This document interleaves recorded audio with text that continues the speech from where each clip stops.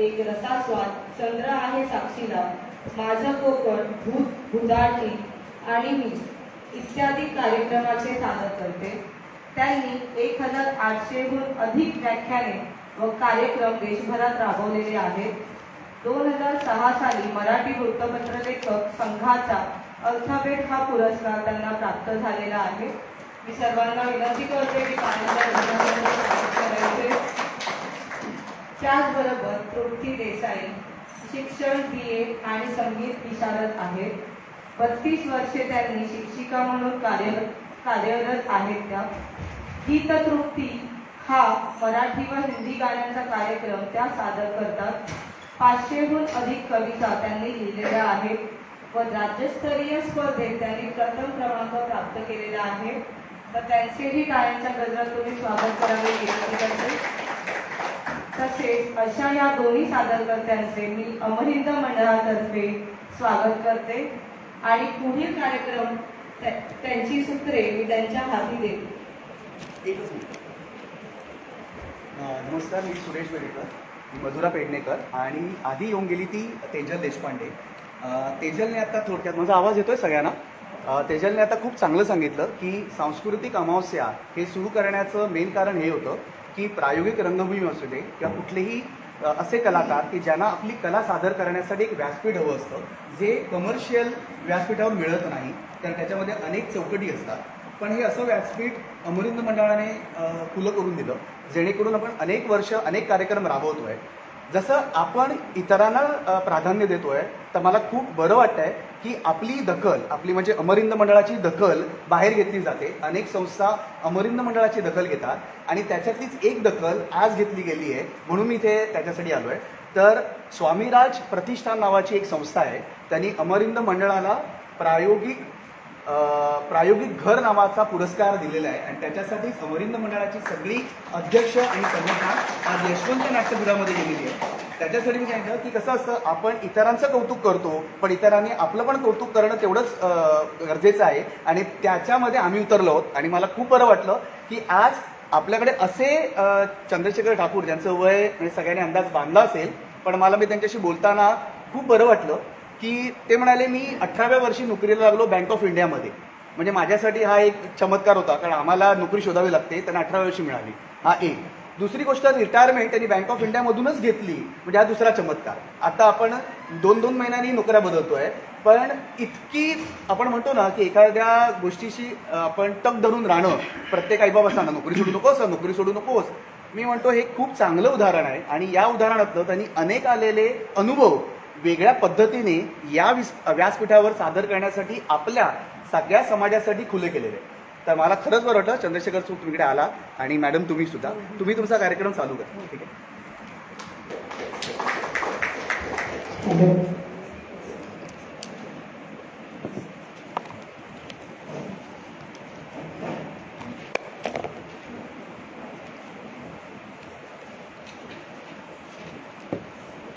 नमस्कार मंडळी.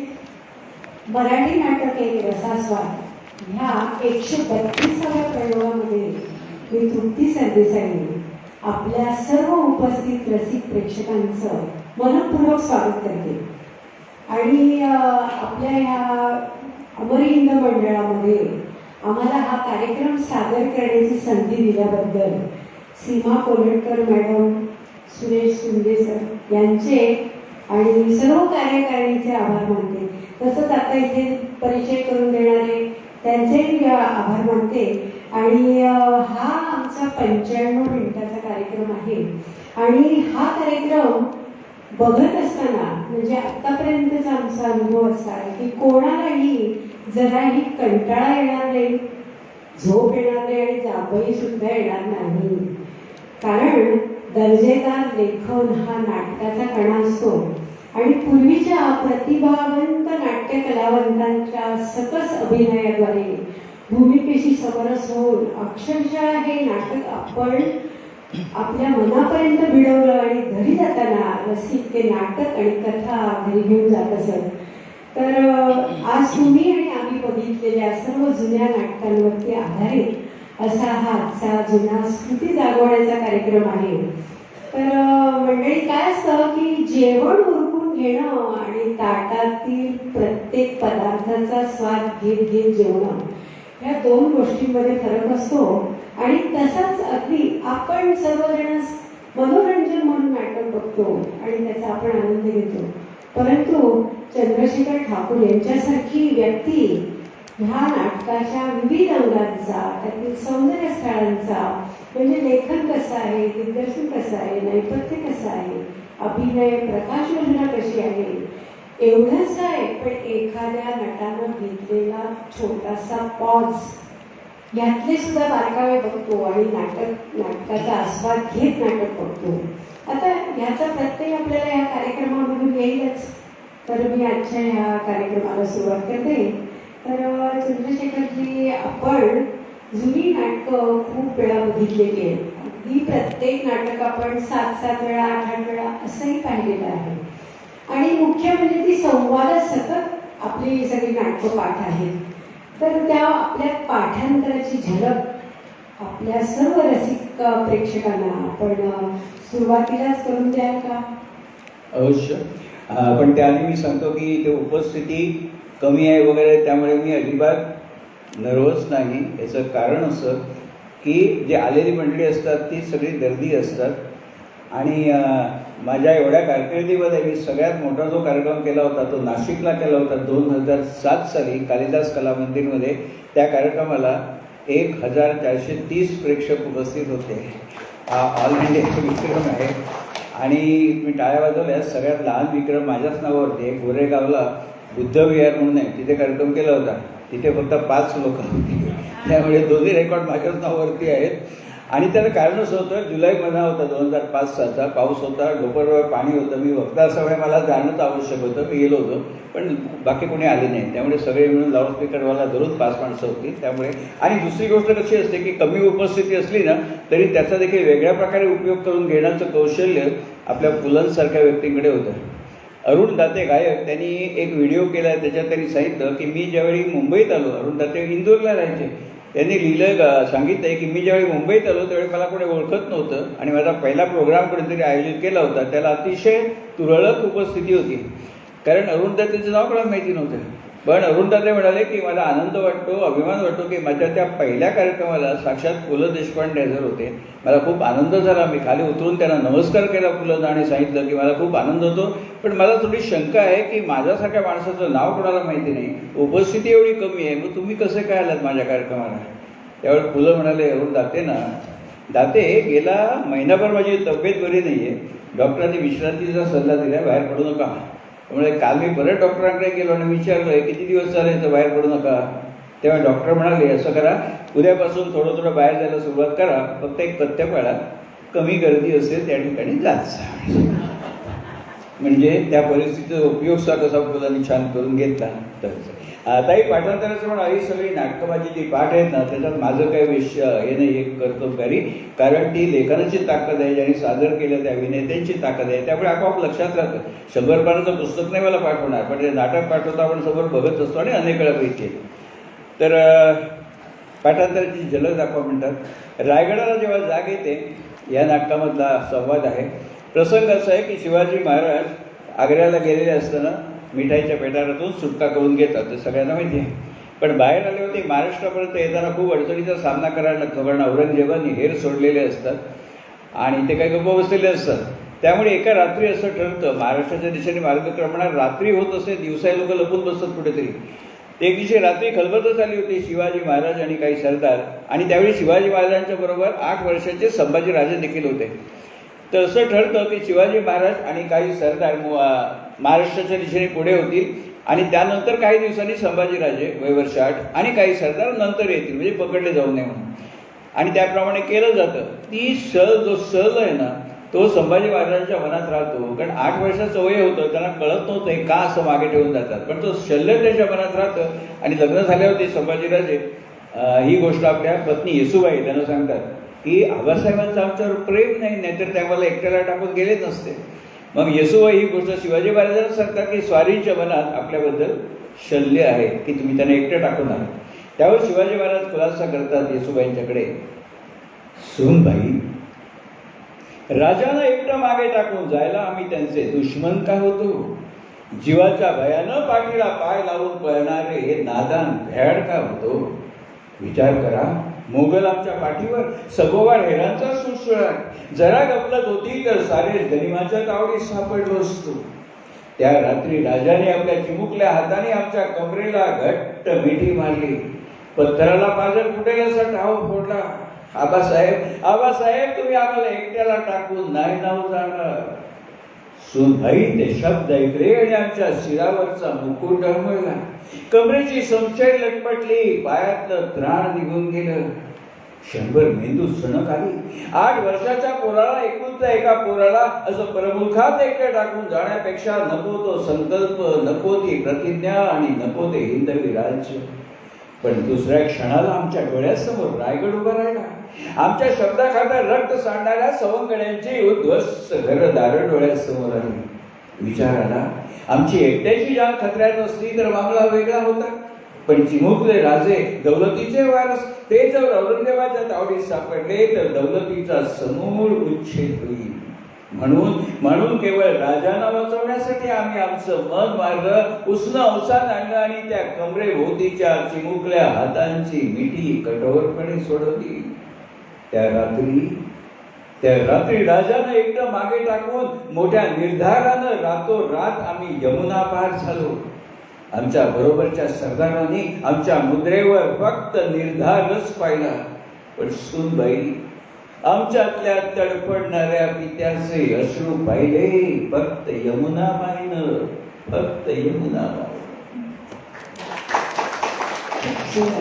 ह्या टाळ्या नाटककार वसंत कानेटकर यांच्यासाठी आणि ती भूमिका सादर करणारे, शिवाजी महाराजांची भूमिका सादर करणारे मास्टर दत्ताराम यांच्यासाठी आहे. त्याची मला पूर्ण जाणीव आहे, कारण ह्या सगळ्या महान कलावंत लोकांनी हे सगळं आपल्याला कायम स्मरणात राहील अशा प्रकारे आपल्याला हे सगळं करून दिलं आहे. आणि सांगायचं म्हणजे मास्टर दत्ताराम ह्या ज्यावेळी वाक्य म्हणत ना, आमच्या त्या तडफडणाऱ्या पित्याचे अश्रू पाहिले फक्त यमुनाबाईने, त्यावेळी खरोखर मास्टर दत्तारामांच्या डोळ्यात अश्रू येत असं. भूमिकेत शिरणं जे आपण म्हणतो ना, पण डोळ्यात आलेले अश्रू मास्टर दत्ताराम कसे पुसत असत? सामान्य मनुष्य कसा पुसेल आणि राजा कसा पुसेल?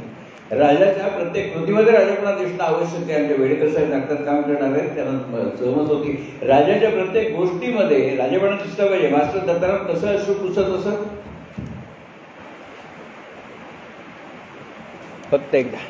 फक्त एकदा ही जी नजाकत होती ना, ते बारक्या गोष्टी देखील असं आपण शोधत राहिलो की कळतं की.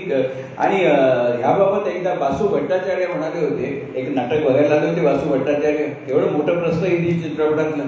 ते म्हणाले होते की रंगभूमीवरती नाटकाचा प्रयोग चालू असताना आवश्यकता असेल की ते हमखास डोळ्यातनं अश्रू येणं, ही गोष्ट फक्त आणि फक्त मराठी रंगभूमीच्याच कलावंतांना जमते. हे वासू भट्टाचार्य म्हणाले, आपण सांगत नाही. आणि स्विच ऑफ म्हणतात. हे सगळं झाल्यावरती म्हणतात आमच्यात ते तडफडायला पित्याचे अश्रू पाहिले फक्त यमुना महिन्यात, लगेच स्विच ऑन. शिवाजी महाराज म्हणतात, येसुबाई ना वेडा भोर मनात ठेवून वागतो, कधी खुल्या दिला आमच्यापाशी बोलला का नाही? कम्युनिकेशन नाही. त्यामुळे हे जे भूमिकेतनं बाहेर येणं ना, ते ही ग्रेट माणसं होती. मास्टर दत्ताराम वसईला, परवा ते वसईला कार्यक्रम केला होता, आठवण आली आता ते नाही आहे, पण त्यांचं घर वसईला आहे. तर आता हा खूपच सुंदर संवाद झाला असं नेहमीप्रमाणे. तर ह्या सगळ्या नाट्य प्रवासामध्ये आपला आवडता अभिनेता कोणता बरं?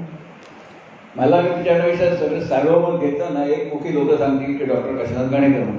कारण हिंदी चित्रपटसृष्टीची जसा लाडका चॉकलेट हिरो होते देव आनंद, तसे आमचे chocolate hero doctor Kashinath Ghanekar, ज्यांच्यावर आपण प्रेक्षकांनी अपार प्रेम केलं आणि घाणेकरांनी पण प्रेक्षकांच्यावर प्रेम केलं. त्यांचे जे समाज कार्य त्यांचं आहे ना, आता मी बोलत नाही, पण ती बाजू त्यांनी अतिशय त्यांची ती बाजू होती.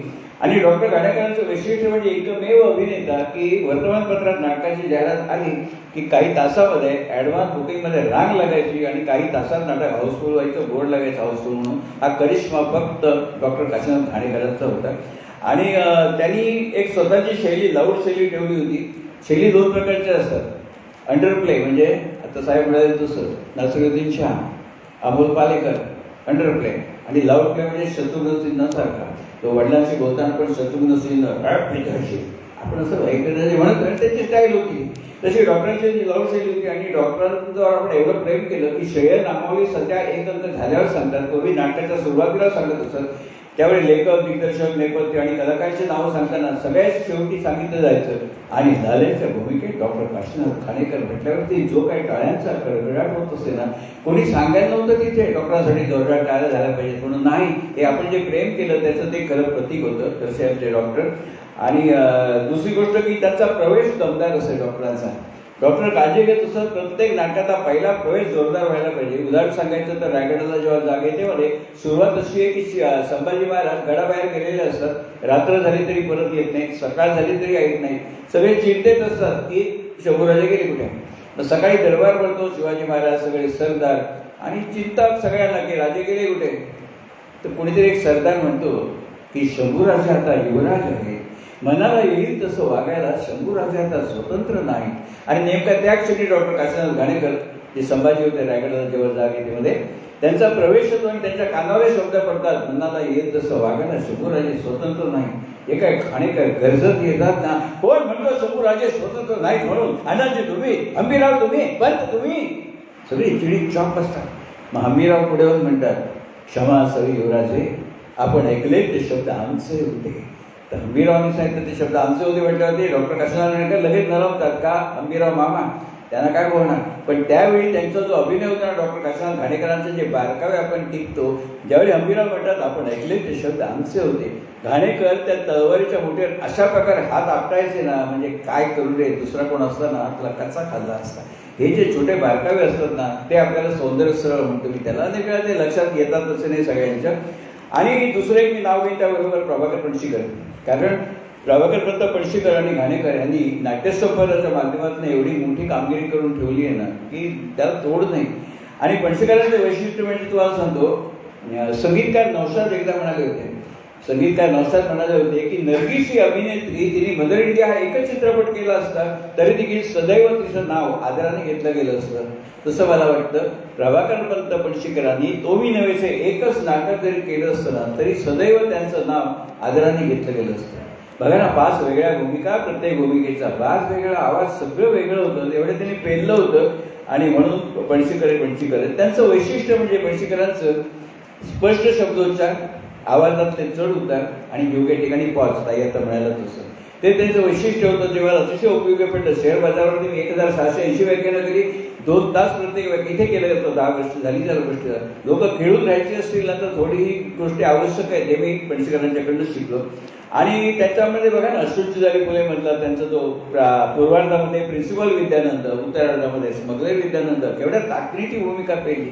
त्यामुळे अश्रूंची झाली फुले म्हटल्यावर ते विद्यानंद पणशीकर, तो मी नव्हे, लखोबा म्हणजे पणशीकर, एवढा त्याच्या स्टॅम्प लागलाय ना, आम्ही दुसऱ्या कोणाचा विचार देखील त्याच्यावरती आपण करू शकत नाही. खरंय आपण म्हणतात ते प्रयोगाचा बांधीवपणा, प्रकाश योजना, नैपथ्य या सर्वांचा एकजीव परिणाम खूप गडद होत असे नाटक बघताना. आपल्या पिढीमधल्या सर्वांचीच ही प्रभाकर पणशीकर आणि काशीनाथ घाणेकर ही दैवत होती. तर आता आपण त्यांचं नाव घेतलंच आहे प्रभाकर पणशीकरांचं, तर अश्रूंची झाली फुले मधला एखादा संवाद ऐकायला नक्कीच आम्हाला सगळ्यांना आवडेल. अवश्य.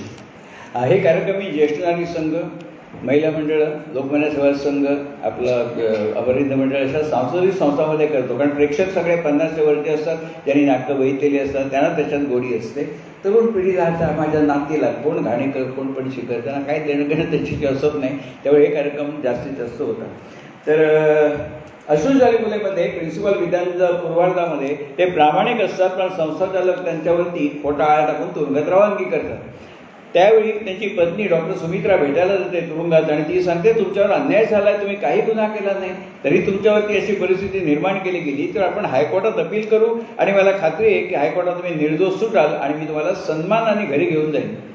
तेव्हा प्रिन्सिपल विद्यानंद सांगतात पत्नीला पणशीकर, ते म्हणतात मला सुटका करून घ्यायची नाही, अपील करायचं नाही, मी शिक्षा भोगेन. पत्नी म्हणते हो पण का, तुम्ही जर काही गुन्हा नाही केला तर काय शिक्षा भोगायची. त्यावर ते म्हणतात की मी निर्दोष आहे माहिती असून सुद्धा माझ्या बाजूने साक्ष द्यायची कोणती हिंमत झाली नाही, अशा भेकड लोकांच्या जगात मला परत जायचं नाही, मी शिक्षा भोगेन. त्यावर पत्नी म्हणते तुम्हाला त्या लोकांच्यात जायचं नसेल ना तर सुटका झाल्यावर आपण दुसऱ्या एखाद्या गावात जाऊन स्थायिक होऊ जिथे आपल्याला कोणी ओळखत नाही, मग तुम्हाला काय अडचण नाही तर कृपा करून सही करा अपील पत्रावर. पण ज्यावेळी पत्नी म्हणते आपण दुसऱ्या एखाद्या गावात स्थायिक होऊ जिथे आपल्याला कोणी ओळखत नाही, त्यावेळी पणशीकर म्हणतात विद्यानंद पत्नीला, वेडी आहेस सुमित्रा, वेडी आहेस.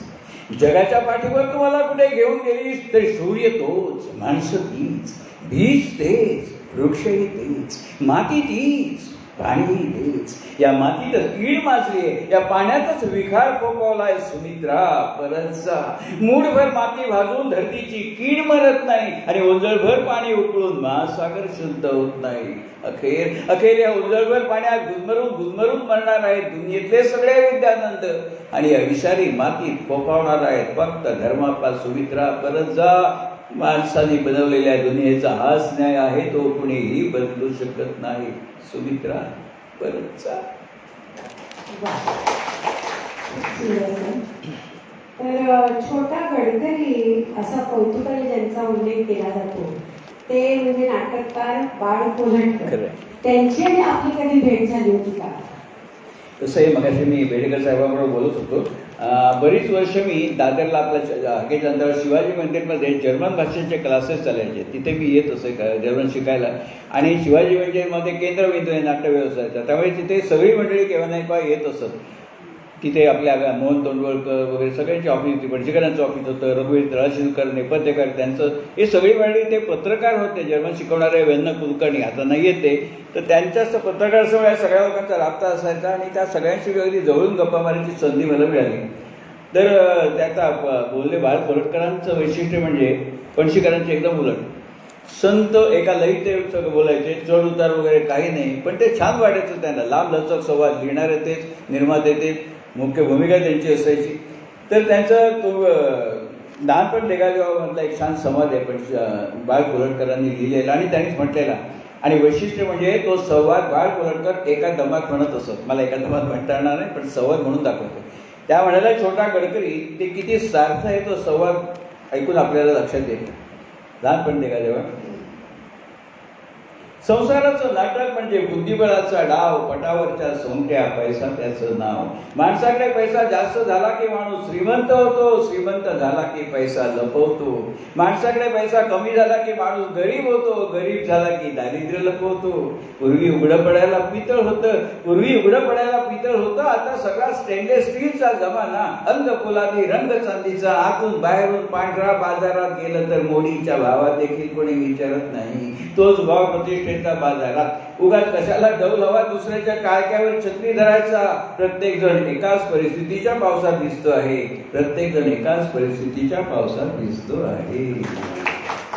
एका श्वासात म्हटलं की नाही. पण आम्ही पुण्याला गेलो होतो, त्या प्रेक्षकांनी विचारलं एवढा मोठा संवाद एका श्वासात कसं काय म्हणणार. म्हटलं ते श्वास घेत असत, फक्त कुठे श्वास घेतात ते आम्हाला कळू देत नसत, हे त्यांचं कौशल्य होतं. तसं आशाबाई लताबाई गाणं म्हणताना कुठे श्वास घेतात नाही कळत, ते त्यांचा करिश्मा आहे असं. तर तुम्ही नव्हे जे आचार्य अत्रे यांचं नाटककार तुम्ही अनेक वेळा बघितलेलं असेल, तर त्या नाटकामध्ये एक नाही तर अनेक सौंदर्य स्थळ आहेत. आणि म्हणजे आपल्या नाटकामध्ये नाटकाची सौंदर्य स्थळ ह्याच्यामधले बहुतेक सगळी सौंदर्य स्थळं आपण उल्लेख केली मगाशी की या नाटकामध्ये आहेत असं मला वाटतं. तर आपलं काय याच्याबद्दल मत? नाही, तुम्ही म्हणाल एकदम खरं आहे. तुम्ही नवीच्या नाटकामध्ये अनेक सौंदर्य स्थळ आहेत. माझ्या दृष्टीने सगळ्यात महत्त्वाचं सौंदर्य स्थळ असं की फिरता रंगमंच ही संकल्पना मराठी रंगभूमीवर जी आली पहिल्यांदा, ती तुम्ही नवेच या नाटकाद्वारे आली. कारण आचार्य अत्रेंनी नाटकं लिहिलं, तालमी सुरू झाल्या आणि नंतर असं लक्षात आलं की प्रवेश बराबर बदलत आहेत, एवढ्या बराबर नेपथ्य कसं बदलणार. त्यामुळे पहिला प्रयोग लांबवर पडला होता. दिग्दर्शक होते मोग रांगणेकर, प्रभाकर पंत पणशीकरांची मुख्य भूमिका होता लकोबाची. तर रांगणेकरांनी ती जबाबदारी पणशीकरांच्यावर सोडली की बाबा रे बघ आता कसं काय करायचं नेपथ्याचं. पणशीकर शोधात होते, तर कुणीतरी पणशीकरांना सांगितलं तुम्ही कोल्हापूरला जा. आणि कोल्हापूरला महादेवराव शेळके नावाचे ग्रस्त आहेत, त्यांचा एक वर्कशॉप आहे, ते काहीतरी याच्यावर तोडगा काढतील. त्याप्रमाणे प्रभाकर पणशीकर कोल्हापूरला गेले. तिथे गेल्यावर विचारलं महादेवराव शेळकेंचं वर्कशॉप कुठे आहे, कोणी सांगितलं नाही. याचं कारण कोल्हापुरामध्ये महादेवराव शेळकेंना प्रेमाने तिथे लोक महात्मा मेस्त्री या नावाने ओळखत असत. महात्मा मेस्त्रीचं वर्कशॉप म्हटलं ते सगळ्यांनी सांगितलं. मग तिथे जाऊन पणशीकरांनी सांगितलं महात्मा मेस्त्रीला की आमची अशी आवश्यकता आहे, रंगमंचावरती बरोबर सीन जात आहे, नेपथ्य कसं बदलायचं. त्यावर महात्मा मेस्त्री म्हणाले पणशीकरांना मास्तर तुम्ही उद्या या 11 वाजता, बघतो रात्री काय सुचलं तर. आणि मग पणशीकर जायला निघाले, महात्मा मिस्त्री जायला निघाले. तेवढ्यात त्या वर्कशॉपमध्ये कोणीतरी बैलगाडीचं चाक आणून ठेवलेलं होतं. कशाला? बैलगाडीच्या चाकाच्या भोवती जी लोखंडी पट्टी असते ती पट्टी लावायसाठी कोणीतरी चाक आणून ठेवलं होतं. ते बघितल्यावरती यांच्या डोक्यात क्लिक आली, कोणाच्या? महात्मा मिस्त्रींच्या. त्यांनी पणशीकरांना परत बोलवलं. म्हणाले, मास्तर इकडे या, तुमचं काम झालं म्हणाले. पणशीकरांना आश्चर्य वाटलं की म्हणाले उद्या यांनी आता काम झालं म्हणतात. ते पणशीकरांना म्हणाले, महात्मा मेस्त्री, मास्तर तुम्हाला बैलगाडीचं चाक पाहिजे म्हणा ना, बैलगाडीचं चाक पाहिजे म्हणा ना. ते पणशीकरांना काही लक्षात नाही आलं. मग त्यांनी कल्पना सांगितली. त्यांनी 20 फूट व्यासाची लाकडी फळी बनवली महात्मा मेस्त्रींनी, 20 फूट व्यासाची, 4 इंच जाडीची. त्यामध्ये बॉल बेरिंग लावली आणि त्याचे 3 भाग केले. 1/3 भागामध्ये आत्ताच चाललेल्या प्रवेशाचं नेपथ्य आणि त्याच वेळी दुसऱ्या आणि तिसऱ्या प्रवेशाचं नेपथ्य मागे लावलं जात असे. आपल्याला दिसत असे काळे पडदे होते म्हणून. पण मला जी उत्सुकता वाटायची की आता प्रवेश चालू आहे, मागे ठॉकठॉक चालू आहे, आपल्याला ऐकायला कशी येत नाही. आता पणशीकरांची वेळ ओळख होती. मी एकदा मागे जाऊन बघितलं. तुम्हाला सांगतो किती सौंदर्यस्थळ फक्त अभिनयात किंवा दिग्दर्शनात नसतात, छोट्या छोट्या गोष्टीत असतात. ही मंडळी मागची जी सेट लावत असतात दुसऱ्या तिसऱ्या प्रवेशाचा, त्यावेळी खेळा ठोकताना हातोडीनी आवाज होऊ नये म्हणून नॅपकिनच्या 4 घड्या ठेवून वरती हातोडी मारत असत. सौंदर्यस्थळ की काय एवढं सगळं ते करत असताना बघून वाटतं की खरोखरी म्हणजे कितीतरी मान आहेत म्हणून. आणि लखवा लोखंडेची भूमिका इतकी अजरामर केली आमच्या पणशीकरांनी. म्हणजे अत्रे साहेबांनी लेखन जे केलं नाटकाचं त्याला पुरेपूर न्याय दिला आमच्या पणशीकरांनी. कारण 5 वेगळ्या भूमिका होत्या. आचार्यांनी तोमी नवेचं पुस्तक अजूनही असेल उपलब्ध. त्यामध्ये प्रस्तावनेत लिहिले आचार्यांनी की मी LLB असल्यामुळे हे नाटक लिहिताना मला माझ्या वकिली ज्ञानाचा खूप उपयोग झाला. त्याचा प्रत्यय आपल्याला अनेक वेळा नाटक बघताना येतो, तोमी नवे बघताना. त्यामध्ये बघा एक पात्र आहे अग्निहोत्री म्हणून. हा अग्निहोत्री ह्या लखोबाला कुठेतरी ट्रेनमध्ये भेटलेला असतो आणि या लखोबाच्या अग्निहोत्री सांगतो की दिल्लीला माझी चांगली ओळख आहे, तिथे एक मोठ्या पगाराची नोकरी आहे, तुम्हाला पाहिजे तर मी देऊ शकतो, फक्त एक 15,000 रुपये लाच द्यायला लागेल. अग्निहोत्री तयार होतो, लखोबाला 15,000 देतो. पण लखोबा फ्रॉडच असतो, त्यामुळे नोकरी मिळत नाही आणि 15,000 पण गेले. तर तो अग्निहोत्री सरकारी पक्षाचा साक्षीदार म्हणून कोर्टात साक्ष देतो, या माणसाने मला 15,000 रुपयाचा गंडा घातला, मी त्याला लाच दिली, नोकरी की नाही आणि पैसे पण देत नाही. तर त्याची नाटकात असं दाखवलंय की लखोबाने वकील केलेला नसतो, तो स्वतःची केस स्वतः चालवत असतो. त्यामुळे अग्निहोत्री यांनी सरकारी पक्षाचा साक्षीदार म्हणून साक्ष दिली. त्याची उलटतपाटणी कोण घेणार? लखोबाच घेणार, कारण वकील दिलेला नव्हता. मग लखोबा त्याची उलटतपाटणी घेतो अग्निहोत्रीची आणि त्याला विचारतो, अग्निहोत्री पणशीकर, अग्निहोत्री तुम्ही मला 15,000 रुपये लाच दिली म्हणता? अग्निहोत्री, हो मीच तुला 15,000 रुपये दिले. अग्निहोत्री, तुम्हाला माहिती आहे का लाच घेणं जसा गुन्हा आहे तसा लाच देणं हा देखील गुन्हा आहे, जो तुम्ही केला. उद्या लाच दिल्याबद्दल जर सरकारने तुमच्यावरती खटला भरला तर तुम्हाला 8 वर्षाची शिक्षा होऊ शकते. असा खटला सरकारने आपल्यावर भरू नये म्हणून पोलिसांच्या सांगण्यावरून तुम्ही माझ्या विरुद्ध खोटी साक्ष देतात. मग अग्निहोत्री गोंधळतो. अरे पण त्याला आता खूप वर्ष झाली. अग्निहोत्री, फौजदारी गुन्ह्याला मुदतीचं बंधन नसतं, मनात आलं तर आजही पोलीस तुमच्यावरती खटला भरू शकतात. मग तो अग्निहोत्री गोंधळतो. पण या संवादाचा उपयोग न्यायाधीश 3ऱ्या अंकामध्ये कसा करून घेतात? न्यायाधीश म्हणतात आरोपीचा बचाव काय आहे? अडाणी आहे, निपाणीचा तंबाखूचा व्यापारी लोखंडे आहे, पण हा अडाणी नाही, हा पोचलेला आहे. जर खरोखर अडाणी असता तर त्याला कायद्याचा कलम कसं माहिती की लाच देणं हा सुद्धा गुन्हा आहे म्हणून? त्यासाठी 8 वर्षाची शिक्षा आहे कसं माहिती? फौजदारी उद्याला मुदतीचं बंधन सह्याला कसं माहिती? म्हणजे याला सगळं माहिती आहे, बहाणा करतो अडाणी म्हणून आणि त्याप्रमाणे ते त्याला शिक्षा देतात. पण याच्यामध्ये भूमिका इतक्या ना 5 भूमिका पणशीकरांनी जीव ओतून केल्या आहेत. वाटत नाही की हा एक माणूस आहे. आणि इतके बारकावे सौंदर्य का म्हणतो मी, इतके बारकावे त्याच्यामध्ये आहेत. दाजी शास्त्री दातार म्हणून एक 70 वर्षाचे प्रवचनकार, तो तिथे ती भूमिका आहे. हे दाजी शास्त्री दातार यांनी 5 भूमिका केल्या त्यातली एक. तर हे पणशीकर दाजी शास्त्री दातार म्हणून त्यांचं प्रवचनकार म्हणून रंगमंचावर प्रवेश येतो. त्यावेळी हे प्रभाकर पणशीकर पाय फेंगडे करून प्रवेश करतात. त्यावेळी त्यांचे पाय फेंगडे नव्हते, पण काही माणसं वय झालं की पाय फेंगडे होतात, त्या स्थितीत खूप त्रास होतो त्या. पण तसे नसताना सुद्धा पणशीकर पाय फेंगडे करून प्रवेश करतात रंगमंचावरती आणि त्या स्थितीत मोजून 18 मिनिटांचा तो प्रवेश आहे. मी घरी जाऊन करून 18 मिनिटांचा तो प्रवेश आहे. मी घरी जाऊन बघितलं किती कठीण आहे अशा स्थितीत राहणं, पण पणशीकर ते करत असत. आणि ते इंग्रजीत म्हणतात ना कॅरेक्टर एस्टॅब्लिश करायचं. रंगमंचावरती प्रवेश होताना हे प्रभाकर पणशीकर प्रवचनकार म्हणून बाकी कपडे पण सगळं असतो, ते वेश असतो, पगडी असते, गंध लावलेलं, हातात मोत्या, ते सगळं ठीक आहे. पण प्रवेश करताना पणशीकर कसा प्रवेश करत असत? गोविंद गोविंद. हे प्रवचनकार बघा नाहीतर त्यांच्या तोंडात देवाचं नाव असतं. मी शाळेत असताना आमच्याकडे पटपटकर बुवा म्हणून द्यायचे, म्हणजे देवगडला घर म्हणजे कोकणामध्ये. तर ते प्रवचनकार आले ना, नेहमी तोंडात त्यांच्या देवाचं नाव गोविंद गोविंद. माझ्या वडिलांनी त्यांना एकदा विचारलं होतं, बुवा तुम्ही का सांगी लावतेत ना गेल्या आठवड्यात? गोविंद गोविंद. समजा होय. बुवा तुमचा रत्नागिरीला नाही का झालं कधी प्रवचन? गोविंद गोविंद. त्या सगळ्यामध्ये होईनामध्ये हालचाली होऊन ओळखायचं होय काय नाही ते. तर तो त्याने एवढा बारकावा पकडला होता आमच्या पणशीकरांनी, गोविंद गोविंद म्हणून प्रवेश करतात. तर ते खरंच सौंदर्यस्थळ होतं. आणि दुसरी गोष्ट की अत्रे साहेबांचं वैशिष्ट्य असं की प्रेक्षकांच्या मनात प्रश्न निर्माण करायचा आणि लगेच त्याचं उत्तर द्यायचं. त्याचं उत्तम उदाहरण सय्यद नावाचा एक सरकारी पक्षाचा साक्षीदार आहे. हा सय्यद साक्ष देतो की हा लखोबा लोखंडे नाहीये, हा हैदर अली आहे, माझा सक्का भाऊ. अनेक वर्षापूर्वी या घरातनं फरार झाला लोकांना गंडा घालून, आज मी त्याला इथे बघतोय. प्रेक्षक म्हणून आपल्या मनात प्रश्न येतो की पोलिसांनी लखोबा लोखंडे म्हणून त्याच्यावरती खटला भरलाय आणि हा सक्का भाऊ हैदर अली. सक्का भाऊ सख्या भावाला ओळखणार नाही, सोडणार नाही, मग हे कसं काय? मग त्या सय्यदची उलट तपासणी पुन्हा ते लोकोबा स्वतः उलट तपासणी घेतो. सय्यद घ्या जरा इकडे या. मग कोर्टाच्या परवानगीने सय्यद याच्या पिंजऱ्याजवळ येतो लोकोबाच्या. सय्यद घ्या, मी तुझा भाऊ आहे असं तुम्ही म्हणता? सय्यद म्हणतो, हो तूच माझा सखा भाई आहेस. सय्यद घ्या जरा इकडे या. मग सय्यद जवळ येतो. सय्यद घ्या जरा माझे कान बघा. मग लोकोबा त्याला आपले कान दाखवतात.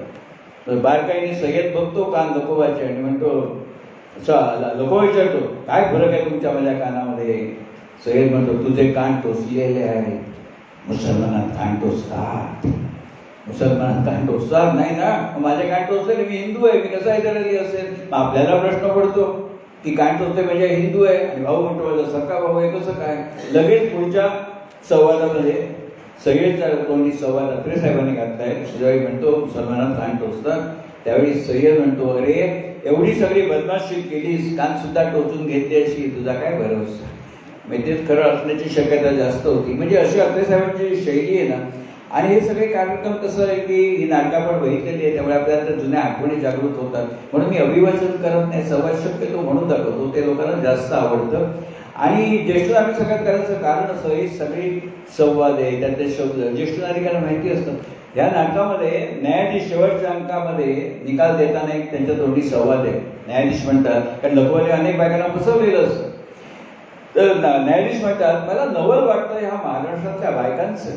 एक पातळ खरेदी करायचं झालं तर या बायका 10 दुकानं पालती घालतील, पण ज्याच्याशी आपलं लग्न व्हायचंय तो कोण आहे, त्याचे नातेवाईक कोण, त्याची नोकरी कुठे, ह्याची चौकशी करायची सुद्धा त्यांना गरज वाटत नाही. आता आपल्या सगळ्यांना माहिती आहे त्यावेळी पातळ म्हणत असत, आता साडी म्हणतात, पण तरी देखील नऊवारीला लुगडं म्हणतात ते आपल्याला माहिती. माझ्या नातीला काय माहिती, सगळ्या साड्या असतात. नऊवारी लुगडे हे सगळे शब्दही सगळ्यांना माहिती असत नाही, त्यामुळे मी हे करतो. आणि त्यावेळी तुम्हाला सांगतो की मधुसूदन कालेलकरांसारखे नाटककार, कौटुंबिक नाटकांचा जमाना होता तो. दिवा जोडू दे सारी रात, 1966 साली शिवाजी मंदिराला मी तुझा प्रयोग पेचा होता, दिवा जोडू दे सारी रातचा. त्यामध्ये असं दाखवलंय, नवरा बायको तरुण असतात आणि त्यांच्या घरात एक आराम खुर्ची असते. बायको सांगते आराम खुर्ची फेकून त्या जुनी झाली.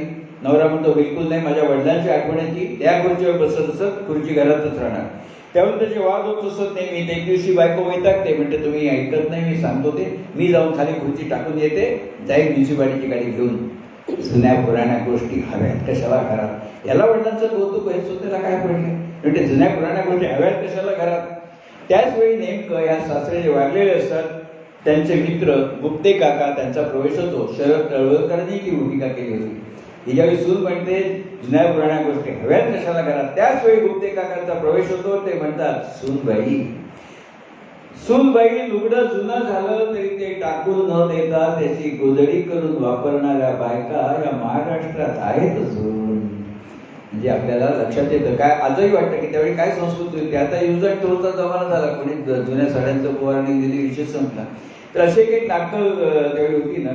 आणि म्हणून मी म्हणतो की त्या आठवणीमध्ये आपण निश्चितपणे रममाण होतो. म्हणून ताई म्हणाला कोणाला कंटाळा येत नाही तर जमत ते. आजचा 132वा प्रयोग आहे, लोकांना नेहमी आवडतो सगळं. तर लेखक नाटक लिहितो आणि कलावंत दिग्दर्शकाच्या मार्गदर्शनाखाली ते सादर करतात. पण काही काही वेळेला नट मंडळी लेखकाला अभिप्रेत नसलेलं असंही काहीतरी सादर करतात. तर याचं एखादं उदाहरण सांगाल का आम्हाला सर्वांना? उदाहरण खूप आहे तशी. एकदा मला चित्तरंजन कोल्हटकर, त्यांना आदराने बापू म्हणतात नाट्यसृष्टीमध्ये, ते भेटले होते. सुदैवाने गप्पा मला एक तासभर मिळाले होते. तर ते म्हणाले त्यावेळी, चंद्रशेखर, ज्यावेळी अभिनेत्याचा स्टार होतो ना त्यावेळी तो अभिनेता फाजीलपणा करायला लागतो. फाजीलपणा म्हणजे ॲडिशन्स वगैरे. अभिनेता स्टार झाला की तो फाजीलपणा करतो. तर त्यांनी अनेक उदाहरणं सांगितली होती. त्याच्यात एक सांगतो, तोमी नवेसमध्ये एक प्रवेश आहे बघा, की हे सरकार लखोबा सांगत असतो की मी अडाणी आहे, तंबाखूचा व्यापारी आहे वगैरे. न्यायाधीशांना कळत असतं की हा खोटा बोलतोय म्हणून. पण एका बेसहजपणे म्हणजे अत्र्यांचं लिहिण्याचं वैशिष्ट्य आणि संवाद तो म्हणणाऱ्या न्यायाधीशाच्या भूमिकेचं वैशिष्ट्य, तो सारखा सांगतो मी अडाणी आहे, तंबाखूचा व्यापारी आहे, लखोबा लोखंडे. हळूच न्यायाधीश एका क्षणी त्याला थांबवतात, लखोबाला विचारतात, तुम्ही निपाणीला तंबाखूचा व्यापार करता म्हणतो. होय साहेब, सध्या तंबाखूचा भाव काय हो? आता बघा, लखोबा तंबाखूचा व्यापारी नसतो, त्यामुळे तंबाखूचा भाव त्याला कसा माहिती असणार? मला कुठे माहिती आहे तंबाखूचा भाव 5 ग्रॅम 10 ग्रॅम का 100 का क्विंटलवर विकतात? काहीच माहिती नाही. तशी त्याला पण माहिती नव्हती. पण तो पोचलेला गुन्हेगार असावा, तो अजिबात डगमगून जात नाही. न्यायाधीश ज्यावेळी विचारतात सध्या तंबाखूचा भाव काय हो, त्यावेळी तो मला एक्सपोज व्हायचा. पण तो होत नाही, कारण तो पोचलेला गुन्हेगार असतो.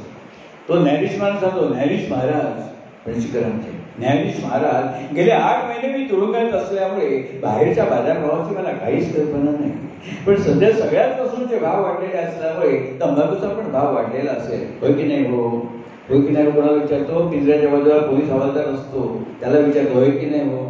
त्यावेळी तो पोलीस हवालदार म्हणतो, आम्हाला काय माहीत, आम्ही कुठची पण गोष्ट ऐकत घेत नाही. सगळे थिएटरवर हसा होतो. एका प्रयोगामध्ये आचार्याचे एक अंक झाल्यावर ते थिएटरमध्ये येऊन बसले का लोकांना कळू नये आपण आलेलं म्हणून. आणि त्यांनी बघितलं की हवा तो माणूस हव्याचे ॲडिशन्स घेतो आहे. अत्रेसाहेबांना ते आवडत नसे. मग त्यांनी नाटक संपल्यावर आत गेले आणि एकेकाची जी करडपट्टी काढली. ती म्हणाले, गाढवान अत्रेसाहेब ते बोलू शकतात, गाढवानच ऐकलाय काय रे तू? तो म्हणतोस आम्ही कुठची गोष्ट विकत घेत नाही. उद्या तर पोलीस खात्याने आपल्या संस्थेवरती खटला दाखल केला, आमची बदनामी आहे, आम्ही विकत घेत नाही. केवढ्याला पडेल ते? तेव्हा म्हणाले, आजपासून तुम्हाला तंबी देतो, माझ्या ताजमहालाला तुमच्या विटा लावू नका. मी जेवढं लिहिलंय तेवढं बोलायचं, नाही तर प्रयोगाची हक्क काढून घेईल उपाशी बरा. आता त्यानंतर थांबलं करण्याची गोष्ट वेगळी, कारण प्रत्येक वेळी काय साहेब स्वतः जात नसतात. पण एक सांगतो तुम्हाला की काही काही ॲडिशन्स असतात ना, त्या तारक देखील असतात. त्याचं उत्तम उदाहरण म्हणजे शंकर घाणेकर. हिंदी चित्रपटसृष्टीमध्ये बघा, मेहमूदची छोटीशी भूमिका असेल तरी ती गाजायची. तसं शंकर घाणेकरांची छोटी भूमिका असेल तरी ते भाव खाऊन जायचे. तसं एक सूर्य राहू दे म्हणून नाटक होतं चंदांचं, सूर्य राहू दे. त्यामध्ये शंकर घाणेकरांची भूमिका होती खेड्यातल्या डॉक्टरचा कंपाऊंडर. खेड्यातल्या डॉक्टरचा कंपाऊंडर. तर एक समाजसेवक आणि एक कंपाऊंडर दोघांचं संवाद चालू असतो. त्यावेळी शंकर घाणेकर, त्याचा आवाज थोडासा अनुनासिक होता. त्या संवादामध्ये त्या समाजसेवकाला शंकर घाणेकर कंपाऊंडर सांगतात, माझे वडील नेहमी म्हणायचे की जिथे आधीच प्रकाश आहे तिथे जाऊन मेणबत्ती लावण्यापेक्षा जिथे अंधार आहे तिथे जाऊन मेणबत्ती लावावी, म्हणजे अंधाराला जेवढा आनंद होतो त्यापेक्षा जास्त आनंद मेणबत्तीला होतो.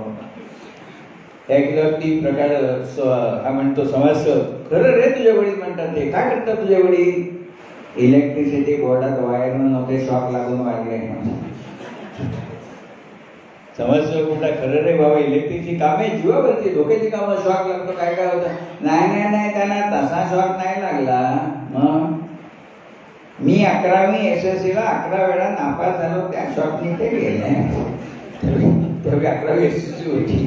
त्यामुळे आणि हे का मी सांगतो की मूळ नाटकामध्ये हा संवाद नाही, ही शंकर घाणेकरांनी दिलेली ॲडिशन्स होती, पण ती इतकी चालली म्हणून चंदानी पुढच्या आवृत्तीमध्ये त्याचा अंतर्भाव केला मूळ नाटकामध्ये. हे स्वतः चंदानी सांगितलेलं होतं. त्यामुळे असं काही तारक देखील असतात. तर तुम्ही अनेक अभिनेत्यांनाही भेटलेला आहात, वास्तवदर्शी अभिनय करणारे, आणि त्यामुळे ते नाट्य अगदी खरोखर आणि अस्सल वाटतं असा अभिनय करणारे डॉक्टर श्रीराम लागू यांना आपण कधी भेटला होता का? कसं झालं, नटसम्राटचे 100 प्रयोग झाले ना, त्यावेळी इथे जवळ CKP हॉल आहे शिवसेना भवनच्या बाजूला. तर तिथे डॉक्टर लागूचं व्याख्यान ठेवलं होतं CKP समाजाच्या लोकांनी 100 प्रयोग झाल्यावरती. मी राहतो बोरिवली, कामानिमित्त दादरला आलो, बाहेर गोळ होता डॉक्टर श्रीराम लागू यांचं व्याख्यान. आत गेलो, 300 खुर्च्या भरलेल्या, लोक उभे होते. डॉक्टरांची क्रेज होती त्यावेळी, नरसम्राटच्या वेळी. मी तो जाऊन उभा राहिलो नाही त्यावेळी, व्याख्यान त्यांचं सुरू झालं होतं आधीच, मला जायला उशीर झाला. तर मी गेलो त्यावेळी डॉक्टर लागूंचं जे भाषण चालू होतं तेव्हा ते म्हणाले, म्हणजे मी ऐकलं ते तिथपासून ऐकलं, डॉक्टर लागू म्हणाले, भूमिकेत शिरणं हा बकवास आहे. माझ्याशी म्हणतात मास्टर दाता भूमिकेत शिरत डोळ्यात असुयेत, ते उलट म्हणाले. कारण पूर्वी कसं होतं, चिंतामणराव कोलटकर, नानासाहेब पाटल, गणपतराव गोड अशी सगळी मंडळी काय सांगतात, भूमिकेत शिरायला पाहिजे, जी भूमिका आपण करतो ते आपण आहोत तसं समजायला पाहिजे, म्हणजे भूमिका चांगली वाटते. त्याला छेद देणारं वक्तव्य डॉक्टरांनी केलं. ते म्हणाले भूमिकेत शिरणं हा बकवास आहे. आता मला सांगा, CKP व्हायचा प्रेक्षक, प्रत्येक ठिकाणचे प्रेक्षक एक क्लास असतो, त्यांनी जे ऐकलेलं नाही ते डॉक्टर सांगतायत की भूमिकेत शिरणं बकवास आहे म्हणून, लोक जरा स्तब्ध झाले. डॉक्टर लागू म्हणाले, कल्पना करा, एकच पहिला नाटक आहे, सुधाकर नायक आहे, सिंधू नायिका आहे. सुधाकर दारुड्या दाखवलाय त्या नाटकामध्ये, तो मारहाण करतो बायकोला दारू पिऊन, एका प्रसंगात बायकोचा गळा देखील दाबतो. ते म्हणाले, तो एखाद्या प्रयोगामध्ये सुधाकर खरोखर भूमिकेत शिरला आणि त्याने बायकोचा गळा दाबला, त्यामुळे काय होईल? म्हणजे नटाला भान ठेवायला लागतं की मी सुधाकर नाही, मी श्रीराम लागू आहे, मी दारुड्या नाही, मला दारू प्यायल्यासारखं करायचं आहे, मला या बाईचा गळा दाबायचा नाही, गळा दाबल्यासारखं करायचं आहे, सतत भान ठेवायला लागतं. मग म्हणाले भूमिकेत शिरणं कुठे आलं? लोकांना तेही पटलं. आता आपलं बोलणं पडलं की वक्ता जर हुरूप येतो, ती धागा पकडून डॉक्टरांनी विचारलं, स्वतःला प्रश्न केला, खरोखर सांगा ना, एखाद्या प्रयोगामध्ये एखाद्या सुधाकराने खरोखरच सिंधूचा गळा दाबला तर काय होईल? कोणी काही बोललं नाही. मग डॉक्टरांनीच उत्तर दिलं, विशेष काही होणार नाही, प्रत्येक प्रयोगात नवीन सिंधू आणायला लागेल. डॉक्टर तरी कराडी दिसले ना तरी अतिशय त्यांचा विनोद, उच्च दर्जाची विनोद बुद्धी डॉक्टरांच्याकडे होती. मराठी रंगभूमीला आपल्या खूप उज्ज्वल परंपरा आहे.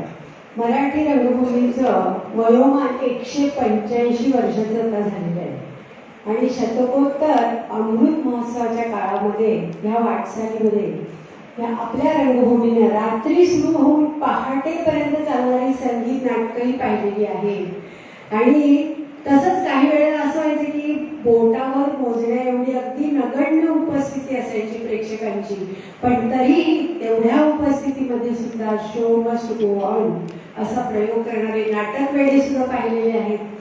तर रंगकर्मी आणि प्रेक्षकांच्या दुव्यात गुंतलेली ही आपली मराठी नाटकांची परंपरा अनेक आव्हानं पचवत व्याहतपणे चालू आहे. एका दिवसामध्ये नाटकाचे 5 प्रयोग करणारे आणि एकूण 13,500 प्रयोग करणारे प्रशांत दामले इथपर्यंत आपल्या मराठी रंगभूमीचा प्रवास अतिशय दीर्घ आहे आणि तो अजूनही व्याहतपणे चालू आहे. तृप्तीताई, संगीत नाटकाचा विषय निघालाय तर मला वाटतं एखादं नाटकही तुमच्याकडून ऐकूया, कारण तृप्तीताई उत्तम गायिका आहेत, संगीत विशारद आहेत, त्यांचा गाण्याचा वेगळा कार्यक्रम असतो गीत तृप्ती म्हणून. तर आता आल्यात तर त्यांच्याकडनं एक गाणं पडून मी पुढचंही म्हणून मत्स्यगंधामधलं नाट्यगीत मी म्हणते आशालता बाबगावकर यांचं. तर मी अगदी शाळकरी असताना मी वाऱ्यावरची वरात नाटक बघायला गेले होते, त्यावेळेला त्याच्यात आशालता बाबगावकर काम करायचं. तर मध्यंतरामध्ये आम्ही त्यांना भेटायला गेलो, कारण मला खूप आकर्षण होतं, मला खूप आवडायच्या त्या. तर ज्यावेळेला मी त्यांना पाहिलं, अतिशय गोड आवाज आणि अतिशय देखणा चेहरा आणि खूप छान बोलल्या त्या आमच्याशी. म्हणजे अगदी ओळख पाळत नसताना सुद्धा खूप छान बोलल्या, काय करतेस ग, मग काय आवडतं का तुला गाणं वगैरे, अशा तऱ्हेचं. तर हे गाणं मी जेव्हा जेव्हा ऐकते त्यावेळेला त्यांची खूप आठवण येते. तर हे गाणं मी सादर करते मत्स्यगंधामधलं.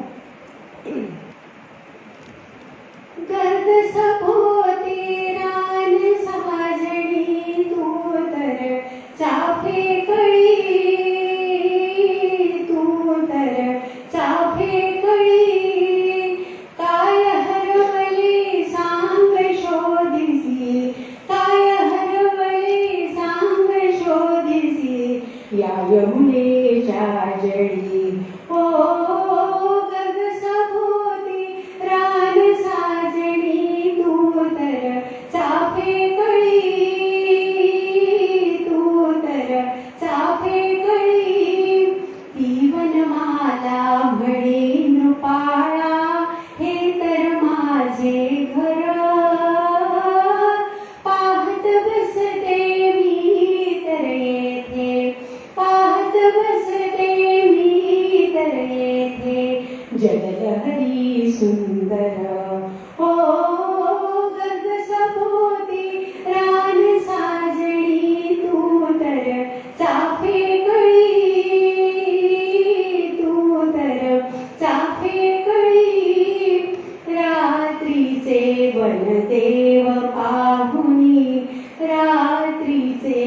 वनदेव पाहुणी भुलतील रमणी तुला,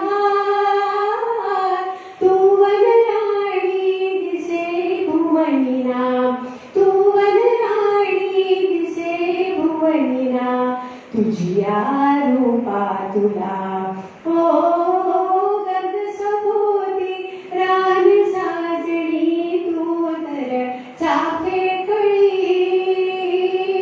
तू तर चाफे कळी, अर्धस्मित तव मंद मोहनी पसरे गालावरी, भुलले तुझला हृदय साजणी, भुलले तुझला हृदय साजणी, ये चल माझ्या घरी ओ ये चल माझ्या घरी, ये चल माझ्या घरी ग, काय हरवले सांग शोधिसी, काय हरवले सांग शोधिसी, या यमुनेच्या जळी ओ गर्द सभोवती रान साजणी, तू तर चाफे कळी, तू तर चाफे कळी, तू तर चाफे कळी. काही गाणं म्हणतात तसं उत्तम कवयित्री देखील आहे. त्यांनी आजपर्यंत 532 कविता लिहिल्या आहेत आणि त्यापैकी 262 कवितांना सन्मानपत्र आणि पुरस्कार मिळाले. म्हणजे सक्सेस रेट 15% जास्त आहे त्यांचं. मध्यंतरी शिकागो महिला मंडळ, शिकागो महाराष्ट्र मंडळाने कार्यक्रम केला तो ऑनलाईनमध्ये. असो, पुढचा मी आपल्याला असा प्रश्न विचारते की कार्टी काळजात दुसरी हे वसंत सबनीस यांचं नाटक तर तुम्ही पाहिलंच असणार, कारण मोहन जोशी आणि स्वाती चिटणीस ही दोन प्रमुख पात्र त्याच्यामध्ये आहेत. तरी सुद्धा ते नाटक अजिबात कंटाळवाणं होत नाही. याचं गमक काय असावं बरं? तसं आणखी एक पण नाटक आहे बघा, युटर्न नावाचं. हो, त्याच्यामध्ये हो. आपले मोहन जोशी आणि इला दोनच आहेत, पण कंटाळा येत नाही. याचं जास्त श्रेय मी देईन अभिनेता आणि अभिनेत्रींना. लेखक, दिग्दर्शक हे सगळे आहेत, पण जास्त श्रेय मी त्यांना देईन नट आणि नटीला. काठी काळजात दुसरी सुदैवाने ना आजही युट्यूबवर उपलब्ध आहे मूळ संचामध्ये. मोहन जोशी आणि स्वाती चिटणीस वडील आणि मुलगी अनेक नाटकं आता युट्यूबवरती आहेत, पण ती मूळ संचामध्ये नाही आहेत, हे आहे. त्यामुळे मी खरं थिएटरमध्ये अनेक वेळा बघितलं, युट्यूबवरती अगणित वेळा बघितलं. त्यामध्ये असं दाखवलं आहे मोहन जोशी वडील आणि स्वाती चिटणीस मुलगी. मोहन जोशी संगीताचे आवड असलेले असतात, संगीतकार असतात, संगीताची आवड असलेले, सोलापुरात राहत असतात. बायको शिक्षिका असते, 3 वर्षाची मुलगी आणि 1.5 वर्षाचा मुलगा. चौकोनी कुटुंब असतं, पण त्याची घुसमट होते, कारण त्यांना संगीतकार बनायचं असतं. सोलापुरात काय होत नाही, करिअर कुठे पण मुंबईतच.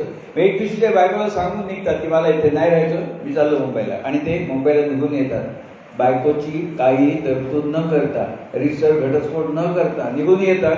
आणि अशी 17 वर्ष होतात मुंबईत आल्यावरती. मधल्या काळात ते मागे वळून बघत नाही काय झालं.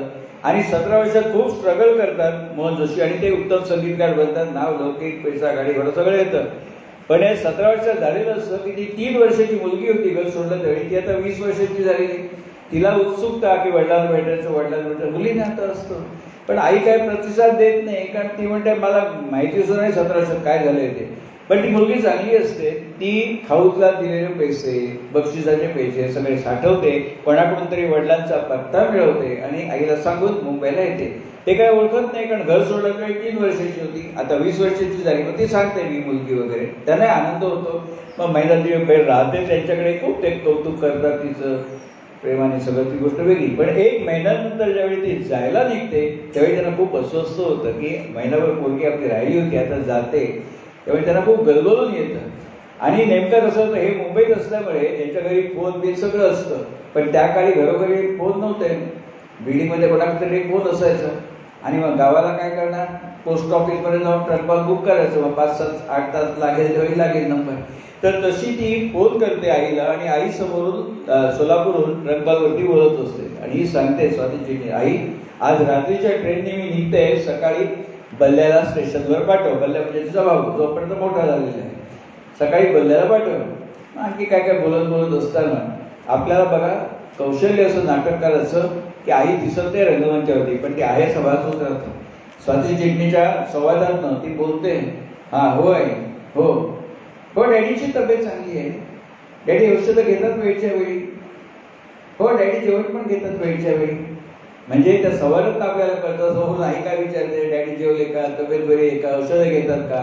मला असं वाटतं याचं सौंदर्य स्थळ असं आहे की 17 वर्षापूर्वी तो नवरा सोडून गेला, मधल्या काळात दखल देखील घेतली नाही, ती जिवंत आहे मेली आहे कसं संसार रेटते, त्या माणसाबद्दल जर ती म्हणाली असती तो खड्ड्यात जाऊ दे, काय त्या माणसाने मला सुख दिलंय, पूर्णपणे समर्थनीय आहे ते. अहो पण ती मराठमोळी माऊली असं नाही म्हणतो, ती अजूनही विचारते तब्येत कशी आहे, औषधं घेतात का, जेवतात का. हे खरं सौंदर्य स्थळ आहे. आणि हे सगळं बोलणं झाल्यावरती मग तिचे गळाई दाखवून येतो. मग स्वाती चिटणीस बोलता बोलता म्हणते, डॅडी डॅडी तुम्ही बोलता आईशी. आता मला सांगा कुठचा नवरा कसा हा बोलेल, 17 वर्षाचा काय खबर बादशाहने घेतलेली कुठच्या तोंडाने बोलेल, पण तिची इच्छा असते की काहीतरी बोलावं म्हणून. ते मोहन जोशी सांगतात मुलीला, नाही नाही मला ते जमायचं नाही, तुम्हाला भलत्या वेळीला पाडू नको, मला नाही जमायचं ते. पण ते डॅडी बोलावं, डॅडी एक वाक्य तरी बोलावं, डॅडी एक शब्द तरी बोलावं, डॅडी नुसतं हॅलो म्हणावं. तुमच्या हॅलो या एका शब्दावरती आई उरलेलं आयुष्य कंठील, असं म्हणून ते वडिलांच्या कानाला जबरदस्तीने रिसिव्हर लावते आणि आपण बाजूला जाऊन बसते. आता मला सांगा, कानाला रिसिव्हर लावल्यावरती मोहन जोशी लगेच बायकोशी असं बोलतील का?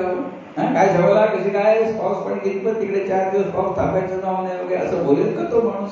हो, त्याच्या मनामध्ये एखादा विचारांचा गदारोळ उठेल, अपराधीपणाची भावना की आपण काय करून बसलो. नेमकं मोहन जोशीने तेच केलं. ज्यावेळी मुलगी कानाला रिसिव्हर लावून जाऊन बसते बाजूच्या खुर्चीवरती, मोहन जोशी मोजून 20 सेकंद काहीही बोलत नाहीत, काहीही बोलत नाही. 20 सेकंद, त्या 20 सेकंदामध्ये अजून मी सांगतो म्हणून बघा युट्यूबवरती खजिना येतो. 20 सेकंद मोहन जोशी काही बोलत नाही. या 20 सेकंदामध्ये मोहन जोशींचं कपाळ बोलतं, मोहन जोशींचे गाल बोलतात, मोहन जोशींचे ओठ बोलतात, मोहन जोशींच्या गळ्याच्या शिरा देखील बोलतात. आणि 21व्या सेकंदाला दोन्ही डोळ्यातनं घळा अश्रू अगदी मानेपर्यंत आलेले असतात, कोणी ग्लिसरीन लावलेलं नसतं. आणि 21व्या सेकंदाला एकच वाक्य मोहन जोशी म्हणतात, कशी आहेस तू श्यामला, बस. आणि मुलीकडे रिसिव्हर देतात. आता मला सांगा, हे प्रॉपर आम्ही आता पहिला प्रयोग बघितला नव्हता, शंकरराव बघितला नव्हता, पण हे वाक्य असं माणूस बोलेल नाही, तसं सलग बोलेल का? पण त्यावेळी ते आणि दोन्ही डोळ्यात नसू येत असतात. आणि प्रेक्षक सुद्धा एवढे एकरूप समजच होतात की काय प्रसंग आहे. अनाहूतपणे प्रेक्षकांच्या तोंडातनं असं येतं. पण त्यावेळी काही मुठभर प्रेक्षक हसतात का? त्यांना वाटतं त्या बायकोला वेळानं दाखवते, थट्टा कट्टर रडवते, कशी सांगायला. तसं नाही हो. हे समजायला ना तेवढे प्रेक्षक प्रगल्भ असायला लागतात. नसले की त्यांना नंतर नसं ते पंचायत होते, पण काही इलाज नसतो काय. आणि मग सगळे झाल्यावरती ती निघणार असते. मग ती सांगते, डॅडी एक विचारू. म्हणतात, बेटा एक काय 100 विचार कर. कारण ती जाणार होता तो वियोग जो असतो त्यांना सहन होत नाही. डॅडी एक विचारू. विचार बेटा. डॅडी तुम्ही आम्हाला का सोडून आला? तो त्यावर कसा पुरुषी अहंकार दाखवलाय वसंत सबनीसांनी त्या नाटकामध्ये. मुलगी विचार तुम्ही का सोडून आला? त्यावेळेला मोहन जोशी सांगतात, there was no fun in life. आयुष्यात काही मजा नव्हती. मला संगीताची आवड आणि तुझ्या आईला संगीताचा अवकाश हो कळत नव्हता. आमची अशी छान मैफिल जमलेली असायची, तेवढ्यात तुझी आई स्वयंपाकघरातून बाहेर येऊन सांगायची, तुमचे ते डबे बडबून झाले असतील ना, जेवायला चला आता. डबे म्हणजे तबल्याला ती डबा म्हणत असते. तिला आवड नव्हती, पण तसा पुरुष अहंकार दाखवला होता. त्याला आपली चूक वाटत नाही, तो समर्थन करतो की तुझ्या आईला संगीताची आवड नाही म्हणून मी सोडून आलो. हे चूक आहे. नवरा बायकोच्या आवडी निवडी वेगळ्या असतात, मग काय त्याला सोडून द्यायचं? पण हे तिलाही कळत असतं, हे वडील जे समर्थन करतायत ना ते चुकीचं आहे. पण ती वडिलांना बोलणार नाही, सुसंस्कृत मुलगी आहे ती. पण ज्यावेळी ते म्हणतात की there was no fun in life, त्यावेळी स्वाती चिटणीस काही म्हणाला तसं 10 सेकंदाचा पॉज घेतात. पॉजचा अर्थ असा असतो की आपण तयार होतो की आता काय संवाद येणार आहे, पार्श्वभूमी असते ती. 10 सेकंद पॉज घेते स्वाती चिटणीस आणि वडिलांना एकच वाक्य अतिशय नम्रपणे सांगते, पण डॅडी नवरा मनासारखा मिळाला नाही म्हणून आमची आईने आम्हाला सोडून गेली. त्यावेळी त्यांच्या चेहऱ्यावर जो हावभाव भाव आहे ना मोहन जोशींच्या, त्यांच्या डोळ्यासमोर चित्र उभं राहतं. अरे खरंच आपण सोडून आलो, बायको जर सोडून आली असती तर आपल्या मुलांचं काय झालं असतं? हा जो भाव चेहऱ्यावर दाखवतात आणि त्या क्षणी जे निर्णय घेतात की नाही झालं ते झालं, निघून जायचं आणि मग ते पुन्हा घरी जातात, तो पुढचा भाग. पण हा जो अभिनय त्यांनी केला आहे मोहन जोशींनी, आणि मगाशी सांगितलं ते 20 सेकंदचा तुझा अभिनय ना, ती जाता जाता एकच वाक्य सांगते, स्वाती चिटणीस वडिलांना, डॅडी कसं असतं, आई वडील गेले की मुलं पोरकी होतात, पण हे आई वडील होते तेव्हा स्वाती चिटणीस सांगते, डॅडी डॅडी तुम्हाला कळत कसं नाही होत, तुम्ही हयात असून सुद्धा आम्ही पोरके झालो होतो, तुम्ही हयात असून सुद्धा आम्ही पोरके झालो होतो. त्यावेळी सुद्धा त्यांना कळत होतं की आपण काय करून बसतो, आणि मग ते पण जातात. तसं एक सोबत तुम्हाला सांगू की तुला नाही हो, आता आपण कार्तिक काळजात घुसली हे प्रेक्षकांच्या प्रतिक्रियेबद्दल सांगितलं, तर मला असं वाटतं की प्रेक्षकांसारखंच रंगमंचावरती समोरील पात्राने जो काम करतोय त्यांनी सुद्धा योग्य ती प्रतिक्रिया देणं आवश्यक असतं. आणि जर त्यांनी तशी प्रतिक्रिया दिली नाही तर तो संवाद आणि तो प्रवेश निष्प्रभ होऊन जातो. तर असंही एखादं उदाहरण आम्हाला आपण सांगाल का? उदाहरण कितीतरी आहेत. अश्रुचिलारी बोलेमध्ये तिसऱ्या अंकामध्ये बघा विमानतळाचा प्रवेश दाखवलाय. पहिली गोष्ट, तिसऱ्या अंकाचा पडदा उघडला आणि विमानतळ बघितल्यावरती लोक टाळ्यांचा कडकडाट करतात. तो नेपथ्याला तो असतो. शेर परेश म्हणून नेपथ्यकार होते. मी नाटकाचं पुस्तक वाचता आणि मग नाटक बघितलं त्यावेळी माझ्या मनात उत्सुकता होती की रंगमंचावरती विमानतळ कसं काय दाखवणार, पण प्रत्यक्षात ते बघितलं.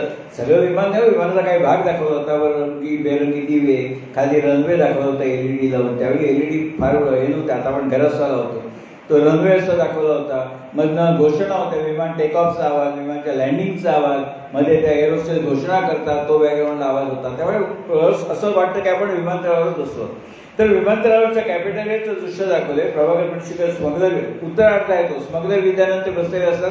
इकडे श्याम बसलेला असतो. श्याम म्हणजे त्यांच्या कॉलेजचा व्हाईस प्रिन्सिपल, ज्याला त्यांनी लहानपणापासून वाढवलेला असतो, आपल्या घरात अनाथ असतो. तो श्याम संस्था चालकांच्या सांगण्यावरून यांच्या विरुद्ध खोटी कागदपत्र तयार करतो, ज्यामुळे ते तुरुंगात जातात. तर तो आणि दोघे योगावेळी समोरासमोर असं म्हटल्यावरती दृष्टादृष्ट होते. विद्यानंद प्रभाकर पणशीकर उठून राहतात, श्याम उठून उभा राहतो आणि विद्यानंद चालत चालत चालत, तुम्हाला सांगतो नेहमी चालणं म्हटलं ना की स्त्रियांच्या चालीबद्दल बोललं जातं, गजगामिनी, हंसासारखी चाल. अहो पण पुरुषांची चाल एवढी डवलर असू शकते, त्या प्रसंगात कळतं. अजूनही बघा युट्यूबवर आहे ते. प्रभाकर पणशीकरचे उभेला छानपैकी उंची अशी, हिरवा शर्ट, ऑफ व्हाईटचं जॅकेट, दाढी वाढलेली, गॉगल, हॅट, काय दिसतात नाही ते. आणि ज्या प्रकारे ते चालत चालत येतात ना, त्या चालण्यातला जो डौल होता ना, ते खरं सौंदर्य होतं. मग ते श्याम असो तिथपर्यंत पोहोचतात. आता प्रेक्षक म्हणून आपल्याला वाटतं आता काहीतरी संवादाची खणाखणी होईल वगैरे, काही होत नाही. ते गेल्यावरती श्याम मान खाली घालतो. प्रभाकर पणशीकर त्याचे केस धरून मान त्याची वर करतात, रागाने नाही प्रेमाने, का शिष्याचं मुख बघायचे. मी एकदा नाशिकला जाऊन कानेटकरांना म्हटलं होतं की हे असं कसं काय. ते म्हणाले की ते त्याची निर्भत्सना करत नाही, कारण मुलासारखं प्रेम केलेलं, त्याने आयुष्याचे धिंडवडे काढले तरी राग येत नाही, कारण मुलासारखं प्रेम केलेलं हे मला दाखवायचं होतं. तर गेल्यावरती तो परत पापण्या खाली करतो श्याम, आणि मग आपल्याला वाटतं काहीतरी संवाद असेल, काही संवाद नाही. प्रभाकर पणशीकर शांतपणे आपल्या बोटातली अंगठी काढतात, श्यामचा हात हातात घेतात आणि प्रेम भराने ती अंगठी श्यामच्या बोटात हळुवारपणे घालतात आणि एकच वाक्य म्हणतात, श्याम श्याम हे अंगठी ठेव माझी आठवण म्हणून, आणि परदेशात तरी इमान राख. आता बघा हे वाक्य जर सलग तरी म्हटलं असतं ना, श्याम हे अंगठी ठेव माझी आठवण म्हणून आणि परदेशात तरी इमान राख, भेंडीची भाजी वाटली असते. त्याच्यामधला जो होता परदेशात तरी इमान राख, त्याचा एवढा अर्थ आहे की बाबा रे माझ्या आयुष्याचे धिंडोळे काढले नको रे कोणाचे असं. आणि हे ऐकल्यावरती श्यामला कळून चुकतो की आपण काय करून बसलो, एका वाल्मिकीचा वाल्यापुढे करून टाकला आपण. आणि त्यावेळी ज्यावेळी ते म्हणतात परदेशात तरी इमान राख, त्यावेळी श्यामला पुरुषोत्तम दारव्हेकरांनी दिलेली ऍक्शन अशी आहे, दोन्ही हाताचे तळवे पूर्णपणे विद्यानंदांच्या पायावर श्याम ठेवतो आणि उठून विजेच्या वेगाने निघून जातो. म्हणजे सर मी पूर्णपणे शरण आहे हो तुम्हाला तोंड दाखवायला जागा नाही म्हणतो, चटकन निघून जातो. तो जो क्रियेला ताई म्हणतात ऍक्शन रिॲक्शन ती होती. त्यांनी जर केलं नसतं तो त्याचा डायलॉग फेल झाला असता. तर अशा प्रकारे अनेक असे सौंदर्य स्थळ असतात. उत्तम प्रतिक्रियेचं तुम्ही छान उदाहरण दिलं. आता याच्यावर मला आणखी एक असा प्रश्न विचारायचा वाटतो की एखाद्या अभिनेत्याने समोरच्या पात्राला योग्य ती प्रतिक्रियाच दिली नाही, याचं उदाहरण असेल आपल्या नाटकामध्ये?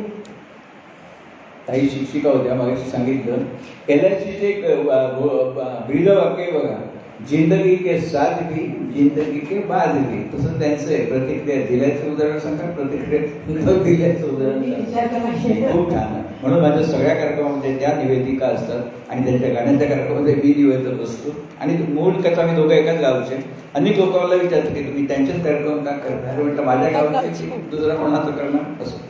तर प्रतिक्रिया म्हणतो की लेखोरे उदंड झाले नाटक होतं. श्रीकांत मोघे आणि कल्पना देशपांडे, गोवा हिंदू असोसिएशनचं नाटक होतं ते. त्यामध्ये असं दाखवलं, श्रीकांत मोघे नायक असतात, संगीतकार असतात, भरपूर पैसा असतो, गावात एक शाळा उभी राहत असते, त्याला ते लाखो रुपये देणगी देतात आणि त्या शाळेचा उद्घाटन समारंभ असतो. त्याच दिवशी या श्रीकांत मोघेने एक चित्रपटाची निर्मिती केलेली असते. तो चित्रपट डब्यात जातो, बँकेकडनं कर्ज घेतलेलं असतं, ते तरतं बँक बंगला ताब्यात घेऊन यांना रस्त्यावर आणते.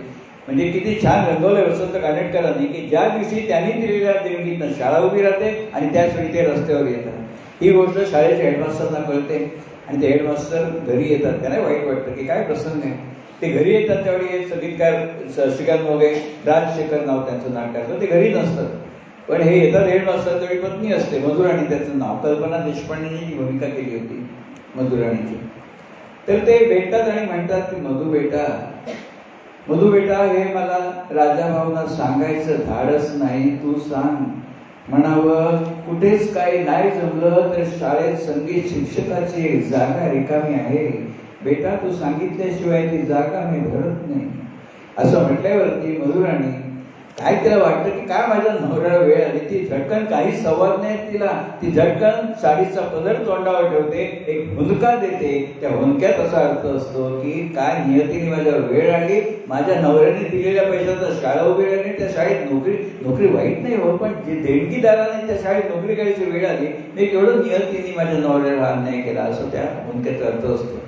त्यांनी विचारलं त्याचा पुढचा भाग असा आहे, कल्पना देशपांडेचं लग्न झालं, त्यांची भूमिका सोडली, ते अमेरिकेला गेल्या आणि ती भूमिका दुसरी एक अभिनेत्री करायला लागली. नाव घेत नाही कारण नुकतं त्यांचं निधन झालं. त्या दुसऱ्या अभिनेत्रींनी हे केलं, माझी नेहमी सवय संच बजायला की नाटक पुढात बघतो, एक शिकायला मिळतं त्यांनी काय केलं, ह्यांनी काय केलं, कोणतं चांगलं कोणतं बघायला मिळतं. तर हाच प्रसंग ते येतात, हेडमास्टर सांगतात तू सांगितल्याशिवाय ती जागा मी करत नाही. त्यावेळी जी दुसरी अभिनेत्री होती तिने काहीही प्रतिक्रिया दाखवली नाही. संवाद नाहीच आहे, पण तो हुंदका तोंडावर काही दाखवलं नाही. त्यामुळे त्यांचा जो संवाद होता ना तो फुकट गेला ना. आणि हेडमास्टरची भूमिका केली होती भोलाराम आठवले. इतके छान छान अनुभव असतात. तो मला मी नेरुळला महिला मंडळात कार्यक्रम केला होता, हाच कार्यक्रम. त्यावेळी मी आठवण सांगितली किंवा प्रेक्षकांमधल्या एक भगिनी आल्या कार्यक्रम संपल्यावरती, म्हणाल्या मला खूप आनंद झाला, तुम्ही ज्यांची आठवण सांगितली हेडमास्टर ते भोलाराम आठवले होते, ते माझे सासरे होते, मला खूप आनंद झाला म्हणून तुम्ही त्यांची आठवण ठेवली म्हणून. तर असं एक प्रतिक्रिया. प्रभाकर पणशीकर आणि डॉक्टर काशीनाथ घाणेकर यांची जोडी तर कायम लक्षात राहण्यासारखी. तर घाणेकरांची लाल्याची भूमिका खूप गाजली होती. तर आता त्याच्यामधला एखादा अश्विनीजी फुले मधला एखादा लाऊड संवाद जो काशीनाथ घाणेकरांनी म्हटलाय तो आपण आम्हाला सर्वांना ऐकायला खूप आवडेल. अश्विनीजी फुलेमध्ये लाल्या हा कॉलेजचा विद्यार्थी दाखवलाय. तो हुड असतो, कुठेतरी मारामारी करतो आणि लोक त्याला प्रिन्सिपॉलच्या समोर आणून उभं करतात. ते प्रिन्सिपल विद्यार्थ्यांना जरा प्रश्न विचारतात, पण घाणेकरांची कशी लाऊड शैली, त्यामुळे ते प्रिन्सिपलशी बोलताना सुद्धा पुण्यातच बोलतात. प्रिन्सिपल विचारतात नाव काय तुझं, झाल्या राहतोस कुठे, पांढरबळा कुठे राहतोस, मामाकडे.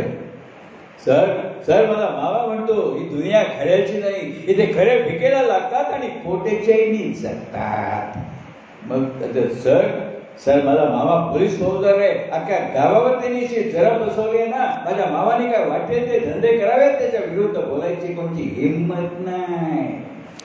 मग प्रिन्सिपल तिला विचारतात, खरे तुझा मामा म्हणतो ते, असं करूया मी तुझ्या बरोबर येतो, आपण तुझ्या मामाला गुरु करूया. उपवासाने म्हणतात ते प्रिन्सिपल, त्याला तो उपवास लाल्याला कळत नाही. त्याला म्हणतो म्हणजे काय सर माझा मामा सांगतो, लाल्या 4 मुंड्या मुरगाळून जर 2 चाळी बांधता येत असतील तर खुशाल बांधाव्यात, इसमें काय. ही त्यांची जी शैली होती ना डॉक्टरांची, ती खूप आपण त्या शैलीवरती प्रेम केलं. पण तुम्हाला एक सांगतो, डॉक्टर घाणेकरांचं वैशिष्ट्य, आज त्यांच्यातही येणं म्हणाल्या होत्या, जमलं तर येईल म्हणून, पण नाही दुसरं काहीतरी नसतं ते म्हणाले होते. म्हणजे मी रवींद्रचा कार्यक्रम केला होता पुलकट्टावरती, त्यावेळी त्यांना निरोप गेला नाही, आता म्हणाले नक्की आले असते, ते जवळ होतं. तर घाणेकरांचा करिश्मा असा की तुझे तुझं पाशी सगळ्यांना माहिती नाटक, तुझे आहे तुझं पाशी, पुलंचं नाटक आहे. त्यामध्ये काकाजीची भूमिका दाजी वाटवडेकर करत असत. त्यामुळे ते नाटक त्यावेळी काकाजीचं नाटक म्हणून चालायचं आणि त्यांचा पुतण्या जो असतो श्याम, कॉलेजचा विद्यार्थी, ती भूमिका करत असत आत्माराम पेंडे. त्यानंतर ते नाटक थांबलं, दाजी वाटवडेकरांची भूमिका सोडली, नाटक बंद झालं.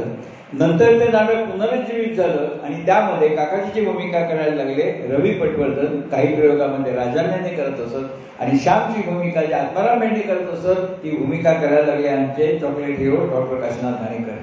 फरक असा झाला की जे नाटक काकाजीचं नाटक म्हणून ओळखलं जायचं ते नाटक आता श्यामचं नाटक म्हणून ओळखायला लागलं. हा करिश्मा आमच्या डॉक्टर घाणेकरांचा होता. अनेक संवाद डॉक्टरांनी असे काही ट्विस्ट केले होते ना, सगळे सांगत नाही महिला बसल्यात म्हणून, थोडेसे काही संवाद असलेलीकडे झुकणारे होते. पण त्यांनी जे सगळं नाटक आपलं नाटक म्हणून आणलं. षण्मुखानंद हवालदार रविवारी 2400चं षण्मुखानंद त्यावेळी येतं आणखी पूर्णपणे भरलेलं असायचं. 3 रुपये, 2 रुपये आणि 1 रुपये तिकीट जनता शो म्हणत असत त्याला. मी अनेक वेळा बघितले षण्मुखांमध्ये. तो नाटक पूर्णपणे श्यामचं नाटक म्हणून हा करिश्मा होता आमच्या डॉक्टर काशीनाथ घाणेकरांचा. आणि एकच सांगतो की पुष्पा भावे प्राध्यापिका होत्या मला वाटतं रुईयाला, त्या उत्तम नाटकांच्या समीक्षा उत्तम लिहित असत. त्या पुष्पा भावेनी एका ठिकाणी लिहिलं, स्वतः वाचले. त्या म्हणतात अश्रूंची झाली फुले नाटक तसं पाहिलं तर प्रिन्सिपल विद्यानंदचं नाटक म्हणून चाललं पाहिजे होतं, ते लाल्याचं नाटक म्हणून चाललं. हा लेखकावरती अन्याय आहे. अर्थात त्याच्याबद्दल कानेटकरांची तक्रार नव्हती, पणशीकरांची नव्हती, कारण शेवटी व्यवसाय तो नाटक करण्याशी मतलब आहे. अनेक लोकांची रोजीरोटी त्याच्यावरती असते. पण त्यांची समीक्षा बरोबर होती की विद्यानंदाच्या आयुष्यात कसं झालं ते दाखवायचं होतं, पण ते लाल्याचं नाटक म्हणून चाललं. पण घाणेकरांचा करिश्मा होता तो. मध्यंतरी मी एका दादरमध्येच कार्यक्रम केला होता, त्यामुळे तुम्ही घाणेकरांची भरती भलामण म्हणजे आमचं दैवत आहे होतं. तर इथे दिग्दर्शक दिसतो असं म्हणावं, असा एखादा प्रसंग किंवा संवाद आपण सांगू शकाल का? कसं आहे, घाणेकरांची लाऊड शैली बघून ना वसंत कानेटकरांनी खास त्यांच्यासाठी नाटक लिहिलं, ते म्हणजे मला काही सांगायचं. मला काही सांगायचं म्हणजे प्रिन्सिपल पणशीकर निवृत्त न्यायाधीश दाखवले, त्यांचा मुलगा डॉक्टर काशीनाथ घाणेकर दाखवलाय. आणि त्यांचे एक निवृत्त न्यायाधीश पणशीकर त्यांचे एक मित्र असतात, त्यांचा बाप्पाजी, ते अनाथाश्रमाचे संचालक असतात. अनेक वेळांच्या घरी येणं जाणं असतं. तर त्या अनाथाश्रमात एक मुलगी म्हणजे नंतर झालेली तरुणी सून म्हणून या प्रभाकर पणशीकरांनी आपल्या घरात आणलेली असते. पण आल्यापासून ती सून अशी आनंदी दिसत नाही. ते एक दिवशी विचारतात ते सासरे न्यायाधीश सुनेला, सूनबाई तू नेहमी अशी आनंदी कधी दिसत नाही, काय तुला त्रास आहे का, तब्येत बरी नाही का, काम जास्त पडतं का? ती म्हणते नाही बाबा मी ठीक आहे. पण त्यांना कळते ठीक नाही तर काहीतरी बिघडलेलं आहे. त्या दिवशी संध्याकाळी गप्पा मारत असताना ते सासरे प्रभाकर पणशीकर निवृत्त न्यायाधीश सुनेला असे प्रश्न विचारतात आणि त्या प्रश्नात काढून घेतात तिच्या आनंदी नसण्याचं कारण. ते असं असतं, बोलण्यात ती बोलून जाते की ती सूनबाई आश्रमात अनाथाश्रमात वाढलेली, ती अनाथाश्रमात असताना 14 वर्षाची होती, त्यावेळी तिच्यावरती बलात्कार झालेला असतो आणि ती गोष्ट लग्नाच्या वेळी लपून ठेवतात बापाजी. का सांगितलं तर का सून म्हणून कोणी पदरात येणार नाही. पण ते त्या खात असतं की एवढी चांगली माणसं आहेत, देव माणसं, त्यांच्या घरात आपण त्यांना अंधारात ठेवून आलो, सांगून केलं असं तर गोष्ट वेगळी होती. पण ते सांगते कळल्यावरती त्यांना पण धक्का बसतो. ते सांगतात सुनबाईला, सुनबाई मी तुला दोष देत नाही, 14 वर्षाची विचार घ्यायचा, तिला काय कळत होतं, ती तुला दोष देत नाही, फक्त मला एक सांग, त्या नराधमाचं नाव मला सांग. ती सांगते बाबा मी नाव तुम्हाला सांगणार नाही, तुम्ही विश्वास नाही ठेवणार. म्हणते बेटा मी तुला अभय देतो, मी कोणाला बोलणार नाही, पण मला नाव सांग. त्यावेळी ती सांगते तो बलात्कार करणारा दुसरा तिसरा कोणी नसून आश्रम संचालक बाप्पाजी स्वतः असतो, वडिलांच्या वयाचा. आणि हे ऐकल्यावरती त्यांना खूप धक्का बसतो की ज्या माणसाला आपण आदराने इतकी वर्ष आपल्या घरामध्ये वावरवलं तो मनुष्याचा नीच आहे म्हणून. आणि त्यावेळी बाप्पाजी घरी आले, त्यांच्या घरी आलेले असतात, फक्त बाहेर गेलेले असतात, त्यावेळी आपलं बिंग फुटलंय त्यांना कळत नसतं. ज्यावेळी ते येतात त्यावेळी प्रभाकर पणशीकर त्यांच्यावरती खूप बरसतात, म्हणजे निर्भत्सना करतात. आणि शेवटी जे काही संवाद पणशीकरांच्या तोंडी कानेटकरांनी लिहिले आहेत ना, बाप्पाजी आधी कबूल करत नाही, मग सगळं त्याचं पाप पदरात घालतात ते आणि मग म्हणतात बाप्पाजी मला केवढा आदर होता तुमच्याबद्दल, तुमच्या कार्याबद्दल, तुमच्या ब्रह्मचर्याबद्दल, सगळ्याच शेंग झालं. ब्रह्मचर्य पेलवत नाही म्हणून तुम्ही विवाह केला असतात तरी तुम्ही देखील 4 चौघांसारखे आहात असंच मी समजलो असतो. प्रसंगी नायकिणीची माडी चढला असतात तरी तुम्ही देखील स्खलनशील पुरुष आहात एवढीच खंत मी मनाची बाळगली असती. पण पोटच्या मुलीसाठी तिला अंगा खांद्यावर खेळवली तर 14 वर्षाच्या मुलीवर बलात्कार. बाप्पाजी तुम्हाला नर पशु म्हणायची मला लाज वाटते, पशु बलात्कार करीत नाही. की बिनधास्त चालेच आणि पशु बलात्कार करता येत नाही म्हणताना प्रेक्षकांना हातात एक चाकू असतो, त्या चाकूची हालचाल जी ते दाखवली आहे त्यांना सांगितली आहे पुरुषोत्तम धारवेकरांनी की जणू काय हा चाकू तुझ्या पोटात खुपसावा रे, एवढा तुझा गुन्हा मोठा आहे, पण ते करणार नाही कारण न्यायाधीश आहे, कायदा तर घेणार नाही, पण त्या चाकूची हालचाल हे सौंदर्यस्थळ होतं. अनेक लोकांच्या त्या लक्षात येत नाही. मला थोडा सांगली तर्क केलं म्हणजे तुम्हाला कसं काय दिसलं, पण सरळ गोष्ट आहे. जनरल प्रेक्षकांचं लक्ष कुठे असतं, बापाजींचा चेहरा, सुनेचा चेहरा, न्यायाधीशाचा चेहरा इकडे लक्ष असतं आणि चाकू असतो तो बेबीच्या लेवलला असतो, तेवढे लक्ष येत नाही त्याच्याकडे. म्हणता माझं लक्ष का गेलं, साधं लॉजिक आहे. पडदा उघडतो, दिवाणखाना आहे, भिंतीवर बंदूक टांगली आहे, तर या घरामध्ये कोणीतरी फॉरेस्ट ऑफिसर आहे, कोणीतरी शिकारी आहे, तसं त्याच्या हातात चाकू दाखवलाय, तो काही काकडी कापायला नव्हता ना, काहीतरी त्याचं असणार का, म्हणून माझं लक्ष होतं त्याच्यावरती आणि ते होतं ती चाकूची हालचाल आहे ना, ते सौंदर्यस्थळ होतं. आणि ते जे वाक्य म्हणतात, तुम्हाला नळ पशु म्हणायची वेळा नळ वाटते, पशु बलात्कार करीत नाही. सुंदर, भरपूर सौंदर्य स्थळ दाखवली सर. शंदानवर यांचं सूर राहू दे हे नाटक तुम्ही दोन्ही संचामध्ये नक्कीच पाहिलं असेल. पूर्वी संजय दुभाषी आणि आता संजय मनेकर. हो, कारण तो तुमचा आवडता छंद आहे. पण मला असं विचारायचं आहे की सतीश दुभाषी आणि संजय मोले यांच्या अभिनयामध्ये तुम्हाला काही फरक जाणवला का? काहीही नाही. दोघांनी तेवढ्याच ताकदीने भूमिका पार पडल्या. दोघांनी फक्त हिरोईन मध्ये कसं त्यावेळी लता अरुण नायिका होत्या आणि नंतर शुभांगी गोखले होत्या. टीका करत नाही, पण थोडं कसं आहे, शुभांगी गोखलेंचा जो चेहरेपट्टी आहे ना ते साजूक तुपात तळल्यासारखी आहे. लता अरुणचा चेहरा जो थोडासा नटकट वगैरे त्या भूमिकेला साजेसा होता. पण ह्या दोघांच्या बद्दल काही बोलण्यासारखं नाही. तुम्ही आता विषय काढला सूर्यरावतेचा. अनेक ताई तर कविता करतात, आपल्यापैकी पण अनेक मंडळी कविता करत असतील. हे कवी मंडळी नेहमी एक पथ्य पाळतात की कवितेमध्ये एक शब्द दुसऱ्यांदा येऊ देत नाही, त्याच अर्थाचा दुसरा शब्द वापरतात. पण ह्याला छेद देणारी गोष्ट घडली ते सूर्यरावतेमध्ये नाटकामध्ये. एकाच पात्राच्या तोंडी एकाच संवादामध्ये शिक्षा हा एकच शब्द शंदानी एकदा नाही, दोनदा नाही, चक्क 8 वेळा वापरलाय. 8 वेळा, तरी तो आपल्याला खटकत नाही. तो संवाद सांगतो म्हणजे तुम्हाला खात्री पटेल मी काय म्हणतो ते. संवाद असा आहे, तो डॉक्टर असतो, त्याची पत्नी 3.5 वर्षापूर्वी सोडून गेलेली असते त्याला. ती पुन्हा येते, तिला आपली चूक कळते, तिला वाटतं की नवरा नांदून घेईन, चांगला आहे, सद्वर क्षमाशील आहे. तसं होत नाही. डॉक्टर सांगतो तू आलीस तशी निघून जा, तू गेलीस त्या दिवशी माझ्या एकी तुझा विषय संपला. मग तिला प्रश्न पडतो आता जायचं कुठे म्हणून. मग ती शेवटचा प्रयत्न म्हणून नवऱ्या थोडं इमोशनल ब्लॅकमेलिंग सारखं म्हणते, अहो हा सूड आहे हो माझ्यावर. त्यावेळी डॉक्टर म्हणतात अरुंधती हा सूड असेल, कदाचित ही शिक्षा देखील असेल, पण अरुंधती माणसाने केलेल्या गुन्ह्याबद्दल शिक्षा द्यायचा अधिकार फक्त त्याचा आहे. पण आजकाल गुन्हेच एवढे वाढलेत, सगळीकडे लक्ष द्यायला त्याला वेळ नाही आणि म्हणून मग माणसाने केलेल्या गुन्ह्यांची शिक्षा माणूसच माणसाला देत असतो. पण अधिकार नसताना दिलेल्या अशा शिक्षेबद्दल ती शिक्षा देणाऱ्याला देखील एक शिक्षा भोगायला लागते, देहांत मनस्तापाची शिक्षा. अरुंधती ती शिक्षा मी आनंदानं भोगणार आहे. 8 वेळा शिक्षा शब्दाला पण खटत नाही, कारण लिहिणारे शंदान नवरे असतात म्हणून. आपण आता कार्यक्रमाच्या समारोहाकडे आला. आपला नाटकावर आधारित कार्यक्रम आहे, त्यामध्ये नटसम्राट हे नाटक बघून आपल्याला चालणारच नाही. तर त्याच्या शेवटच्या अंकामध्ये एक प्रवेश आहे, अगदी हृदयस्पर्शी असा प्रवेश आहे, तो म्हणजे मुलगी आणि मुली आपले नसतात. तो छान असा संवाद आहे, हृदयस्पर्शी आहे, तो आपण प्रेक्षकांना ऐकवूया. शेवटच्या टप्प्यात ते मुलीकडे आलेले असतात. नटसम्राट गणपतराव बेलवलकर आणि पत्नी. मुलगी त्यांना आउट हाऊसमध्ये ठेवते, सगळ्यांना आपल्याला माहिती आहे.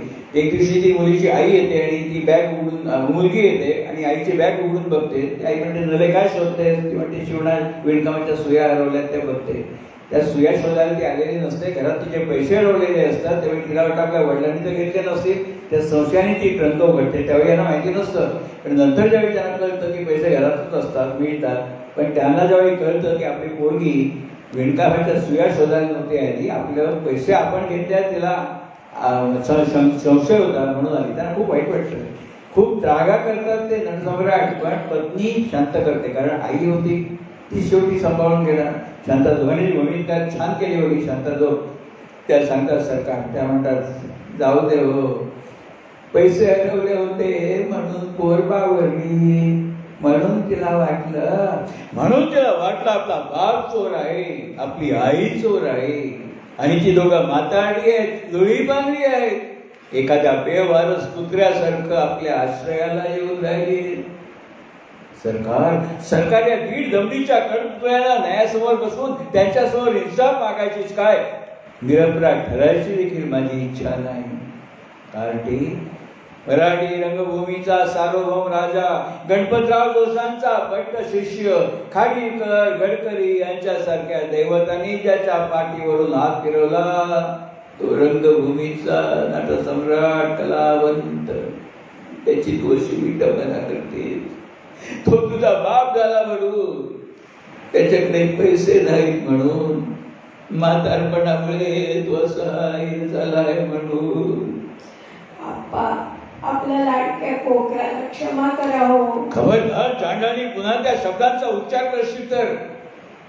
होतं माझं एक कोकरू होतं, आता कुठे? कोकरासारखी मुलगी होती, सशासारखा मुलगा होता, पण ते माझे कुणीही नव्हते.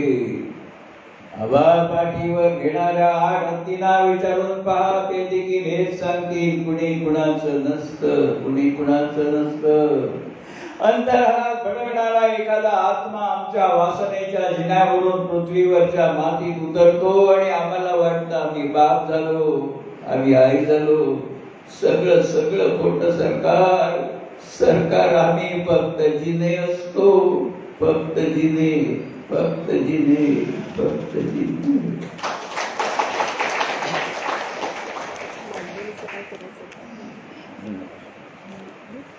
आपल्याला किती वेळ आहे अजून?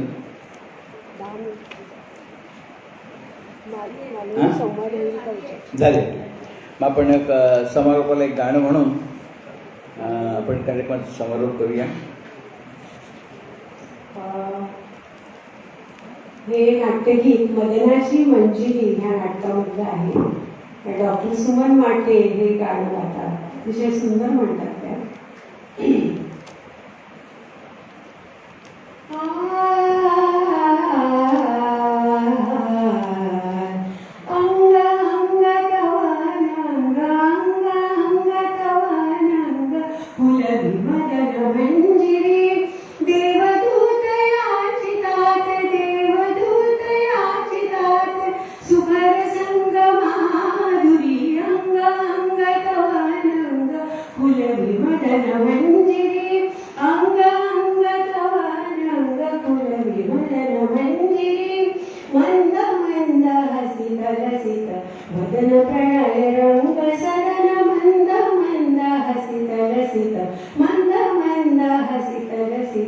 वदन प्रणय रंग सदन रूप रंग वर तुझा, रूप रंग वर तुझा, कर करे अंतरी अंग अंग कवनंग, फुलवी मदन मंजिरी अंग अंग कवनंग, फुलवी मदन मंजिरी.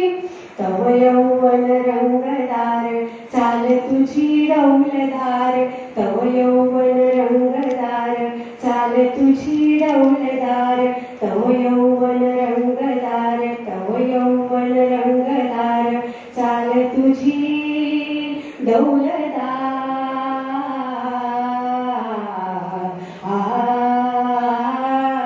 तव यौवन रंगदार, तव यौवन रंगदार चाल तुझी डौलदार, चाल तुझी डौलदार, चाल तुझी डौलदार, चाल तुझी डौलदार, चाल तुझी डौलदार.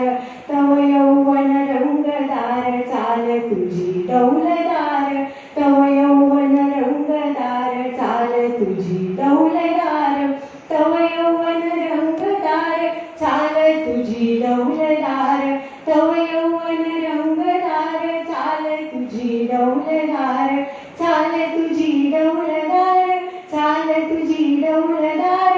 जादू भरले नैन बाण, जादू भरले नैन बाण, हरते प्राण सुंदरी अंग अंग तवानंग, फुलवी मदन मंजिरी अंग अंग तवानंग, फुलवी मदन मंजिरी, फुलवी मदन मंजिरी, फुलवी मदन मंजिरी.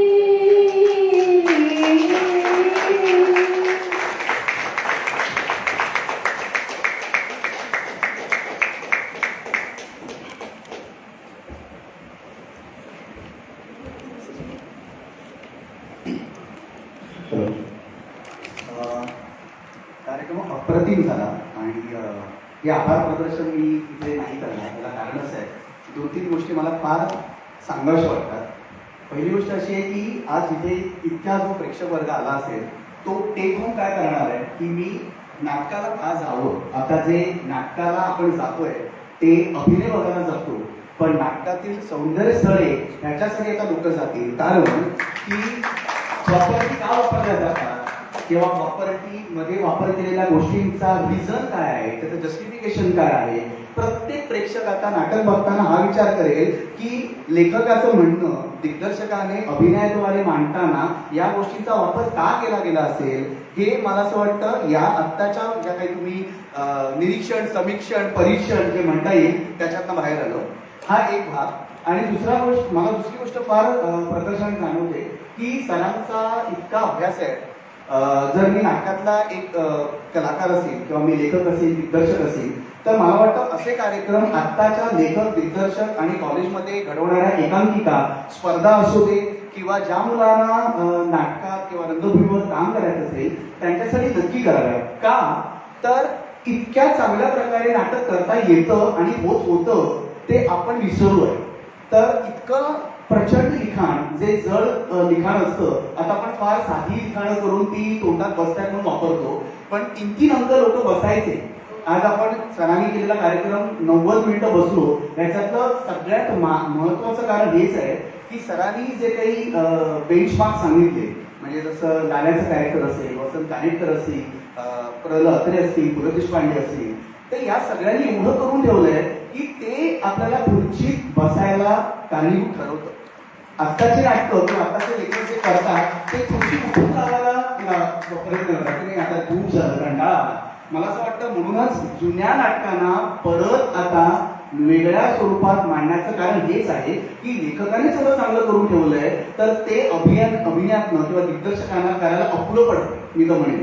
मग त्याचा वापर जसं आता सर म्हणाले की नाटकातील सौंदर्य स्थळे म्हणजे काय, तर नेपथ्य, प्रकाशयोजना, म्युझिक जे लाईव्ह केलं जायचं, आता लोक डिजिटल मागे वापरतात. ती नाटकातली गोष्ट नाही, त्याचं वेगळं माध्यम आहे. आणि मला वाटतं पूर्वीच्या वेळेला लोकांनी जसं आता सांगितलं की म्हणजे प्रभाकर पणशीकरांनी फिरता रंगमंच काढला. ती जी योजना आहे आत्ताच्या लोकांना ती टेक्निक माहितीच नाहीये. या टेक्निकचा अजूनही वापर करता येईल, पण आपण तो वापर करत नाही. तर मला असं वाटतं की जी उतरती काळ आलेली आहे, तर मला असं वाटतं सगळ्यांनी परत एकदा कार्यशाळा सुरू करावी. अत्रे, पु ल देशपांडे, चंद्र देशपांडे, लक्ष्मण खरे या सगळ्यांचं वाचन वाढवावं की जेणेकरून लोकांपर्यंत चांगली युवा पिढी घडेल. आणि मला असं वाटतं सरांचं खूप मोठं योगदान आहे. असे कार्यक्रम प्रत्येक मंडळाने, प्रत्येक संस्थेने, मी तर वाटतं कॉलेजने ऑर्गनाईज करावे. आणि वी आर द इनिशिएटिव्ह घेऊन आपण करू शकतो. आपल्या संस्थेतर्फे अनेक लोकांना आम्ही सांगू की असे कार्यक्रम करावे. कारण 2 पात्री कोणी बघत नाही. बरं, खुर्चीत बसलेली माणसं तर नको वाटतात, हे आताच आहे. पण या लोकांनी ते बांधून ठेवलं. फार छोटी गोष्ट आहे, पण ती मोठ्या प्रमाणापर्यंत पोहोचवली. तर मला खरंच सरांचं कौतुक आणि मॅडमचं. आणि संगीत विशारद आहे, ते कागदोपत्री नाहीये, ते प्रॅक्टिकली पण दिसलं, तर मला त्याचा आनंद जास्ती वाटला. तर धन्यवाद. आणि मी सीमाताई याच्यासाठी सांगतोय की मगाशी त्यांचा उल्लेख झाला, तर या त्या सीमाताई ज्यांच्यामुळे हा कार्यक्रम मला बघता आला, तर मी सीमाताईंना जरा 2 शब्द बोलण्याची विनंती करतो. खरंच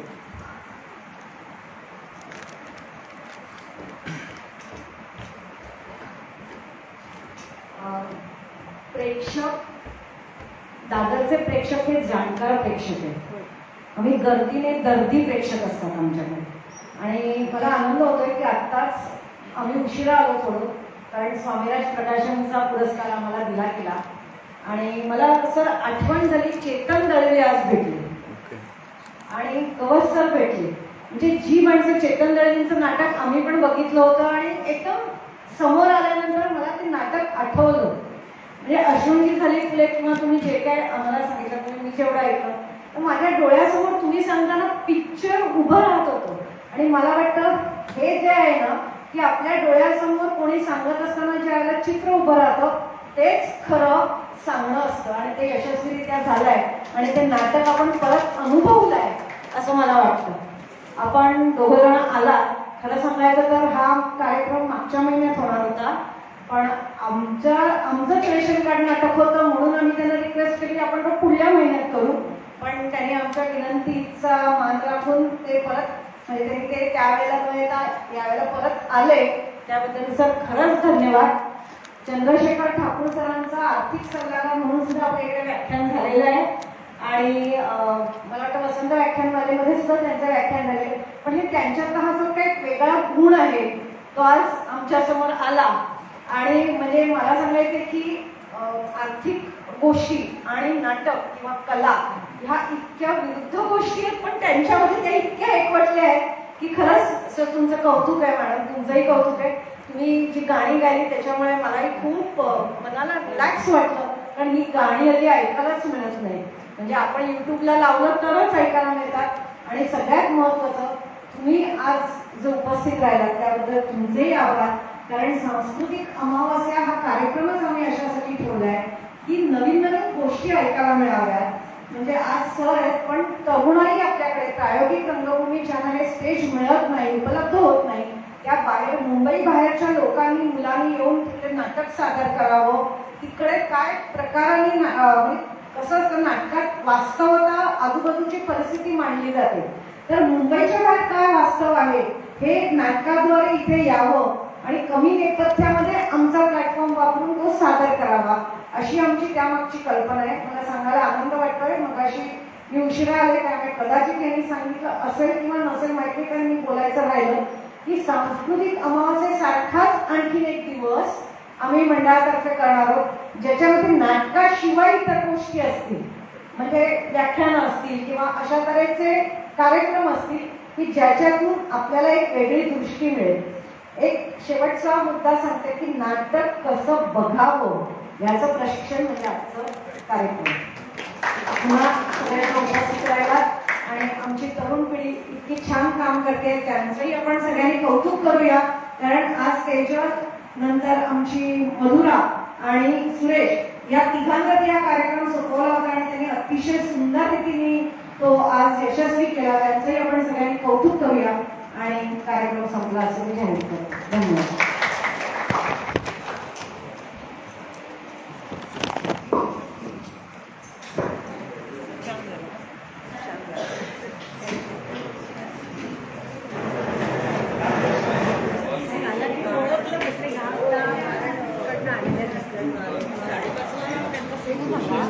ते असं मध्यस्थ निघताय सगळं खाण्यानुसार